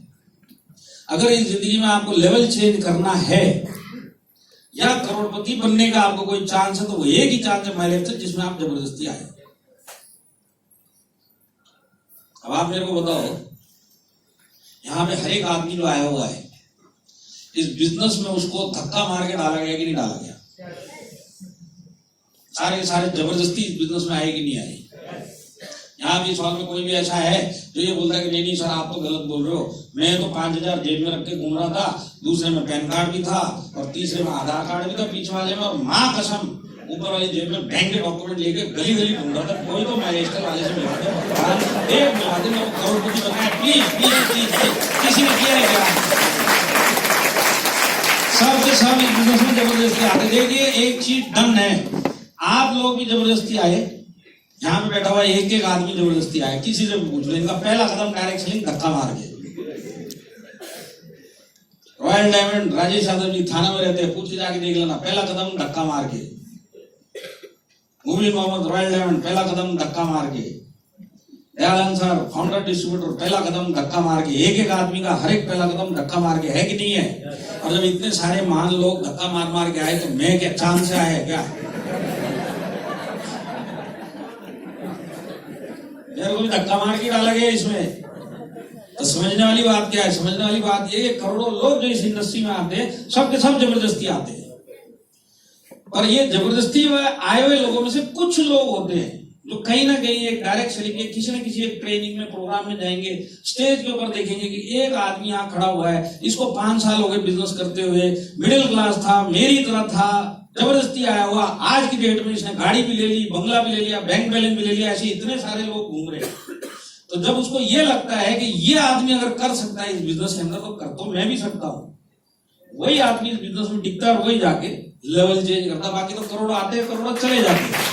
आप आए हो इस बिजनेस में, मैक्सिमम आप इस बिजनेस में आप दोगे। इस हॉल के अंदर जो आदमी खुद के ऊपर भरोसा करेगा, वही इस बिजनेस में कुछ कर पाए। आया समझ में? देखिए एक चीज तो समझ लीजिए, मैं आपको वैसे भी बताता हूँ, मैं किसी को भी नहीं बोलता कि माय लाइफस्टाइल उसको करोड़पति बना सकता है। मैं यहाँ पे भी किसी को नहीं बोलता कि माय लाइफस्टाइल आपका इनकम का लेवल या जिंदगी का लेवल चेंज कर सकता है। माय लाइफस्टाइल के अंदर और इस हॉल के अंदर अगर किसी को भी करोड़पति बनना है, लेवल चेंज करना है, तो माय लाइफस्टाइल या उसका अप्लाई नहीं कर सकता, एक ही आदमी कर सकता है, वो आदमी वो खुद है। जब तक वही नहीं चाहेगा कि मेरा इनकम का लेवल बढ़े, जब तक वही नहीं चाहेगा कि जिंदगी में करोड़पति बनूं, तब तक उसका अपलाइन छोड़ो, माय लाइफस्टाइल छोड़ो, भगवान भी उसका कुछ नहीं कर सकता। आया समझ में? तो सबसे पहले खुद के ऊपर भरोसा रखो। एक चीज ये समझ लो कि लाइफ ने आज तक आपको बेस्ट से बेस्ट जो मौका दिया आपने ले लिया, अब इससे ऊपर लाइफ आपको कुछ देने वाली नहीं है पूरी जिंदगी में। और ऐसी जिंदगी के अंदर जहां पे आपको कोई चांस नहीं मिलने वाला, वहीं पे ऊपर वाले ने आपको एक चांस दिया माय लाइफस्टाइल, जिसमें आप अपनी आंखों से देख रहे हो। यहाँ भी ये जो बैठे हुए इन सबकी लाइफ चेंज हुई कि नहीं हुई? ये जो मैंने आपको नाम लिए, राजेश यादव जी, मुबीन मोहम्मद जी, यहाँ पे कम से कम बॉम्बे के अंदर 6 डायमंड और है और कम से कम 23 ITC हैं। सबके पास बैंक बैलेंस है, सबके पास लग्जरी गाड़ी है कि नहीं है? आपको क्या लगता है ये सब आपको दिखाने के लिए उसी दिन के लिए भाड़े पे लेके आते हैं क्या? आपने सब कुछ देखा हुआ है, इनका TDS सर्टिफिकेट देखा हुआ है, आपने इनका बैंक बैलेंस देखा है, आपने इनकी गाड़ी देखी है, इनका घर देखा है। प्रॉब्लम आपके साथ ये है कि क्योंकि आपको खुद पे ही भरोसा नहीं है, तो इन चीजों पे भी भरोसा नहीं आता। आप सिर्फ इतना बोलिए, अगर एक आदमी जिसके 2 हाथ 2 टांग और 2 आंख है, अगर ये कर सकता है इस प्लेटफॉर्म पे, दम तो मेरे में भी है। अगर आज इसको इतना टाइम हो गया, तो मैं भी उतना टाइम देने के लिए तैयार हूं। मैं भी इस जिंदगी में अपने खानदान की हिस्ट्री चेंज करके ऊपर जाऊंगा। वो काम आप कर ही नहीं सकते। सबसे पहला स्टेप है खुद के ऊपर भरोसा करना। पहला स्टेप, अपने अंदर एक ढूंढो, आपके अंदर आवाज है क्या चेंज होने की? अगर आपके अंदर आवाज नहीं है, तो अपलाइन भी आपको चेंज नहीं कर सकता, आपका लेवल अपलाइन भी आपको करोड़पति बना सकता, माय लाइफस्टाइल भी नहीं बना सकती है। इन दोनों को छोड़ दो, भगवान भी आपको नहीं बना सकता। अगर आपको नहीं बनना है, भगवान आपको जरिया दे सकता है, अगर उसके बाद भी आपके दिमाग में नहीं बैठता तो कोई कुछ भी नहीं कर सकता आपका। पर इस हॉल में बैठा अगर किसी को भी आज के बाद से खुद पे भरोसा होता है कि भले 2, 4, 5 साल जाएगा, मैं इस बिजनेस को करूंगा, डेली करूंगा, दिल से करूंगा, खुद के लिए करूंगा, मैं बताता हूँ उस आदमी को यहाँ पे उसका लेवल भी चेंज हो जाएगा और आने वाले साल में करोड़पति भी बन जाएगा। आए समझ में? ये बिजनेस आपको वही देगा जो इस बिजनेस से आप चाहते हो। अगर ये बिजनेस आपको जबरदस्ती लग रहा है तो ये आपको 1 रुपए नहीं देने वाला। ये बिजनेस अगर आपको इसमें महीने का 1000 चाहिए, महीने का 1000 देगा, हफ्ते का 1000 चाहिए, हफ्ते का 1000 देगा, आपको दिन का लाख रुपए चाहिए वो भी ये बिजनेस देगा। आपको क्या चाहिए वही ये बिजनेस आपको देगा। आप किस एटीट्यूड से इसको करते हो वही एटीट्यूड से ही आपको वापस देगा। आप इसको टाइम पास समझो, 1 रुपए नहीं आने वाला। आप इसको दिल से करो, टाइम जाएगा और इतना पैसा आएगा तो आपके पूरे खानदान में आज से लेके ऊपर से लेके नीचे तक किसी ने नहीं कमाया। ये ताकत इस बिजनेस के अंदर है।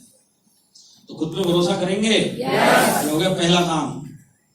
दूसरा काम, माई लाइफस्टाइल। देखिए, पहली बात तो यही समझ लीजिए कि इस जिंदगी में आपके पास कोई मौका नहीं है कुछ भी एक्स्ट्रा करने का। जैसे काट रहे हो वैसे काटते हुए चले जाओ अपने अपने लेवल पे। ये बात अगर आपके दिमाग में घुस गई तो अब अगली है कि अगर इस बिजनेस में मेरे को चेंज करना है तो खुद के अंदर एक भरोसा लेके आना पड़ेगा। और दूसरा काम है आपको कंपनी के ऊपर भरोसा करना पड़ेगा। और मैं आपको बताता हूँ, इस हॉल के अंदर जितने भी लोग बैठे हैं, आपका इस बिजनेस में सक्सेस होने का चांस अगर आप मेरे से पूछो 99% ही है। सॉरी, आपका बिजनेस में सक्सेस होने का 1% चांस है। 99% आप इस बिजनेस में कामयाब नहीं हो सकते। आप कितने भी हाथ उठा लो, कितनी भी ताली बजा लो, कितनी भी सीटी बजा लो, जब जब पूछा जाएगा करोड़पति बनना, आप इस बिजनेस में 6 महीना, 8 महीना, 1 साल के मेहमान हो। कोई हो सकता है यहाँ पे 2-3, मेरे को लग रहा है 2-3 हफ्ते के ही मेहमान है। तो आपका सक्सेस होने का चांस आज की डेट में 1% है। 99% आप इस बिजनेस में माई लाइफस्टाइल में फेल हो जाओगे। ये मेरा 18 साल का एक्सपीरियंस है। और मैं आपको कुछ काम बोलूंगा, अगर ये काम, अगर आपने 4 काम बोलूंगा, ये काम कर लिए ना आने वाले सालों में, मैं आपको एक चीज की गारंटी देता हूं, आज अगर आपका सक्सेस होने का चांस 1% है, अगर ये 4 काम कर लिए तो आने वाले सालों के बाद आपका सक्सेस होने का चांस 1000% हो जाएगा। आज आपको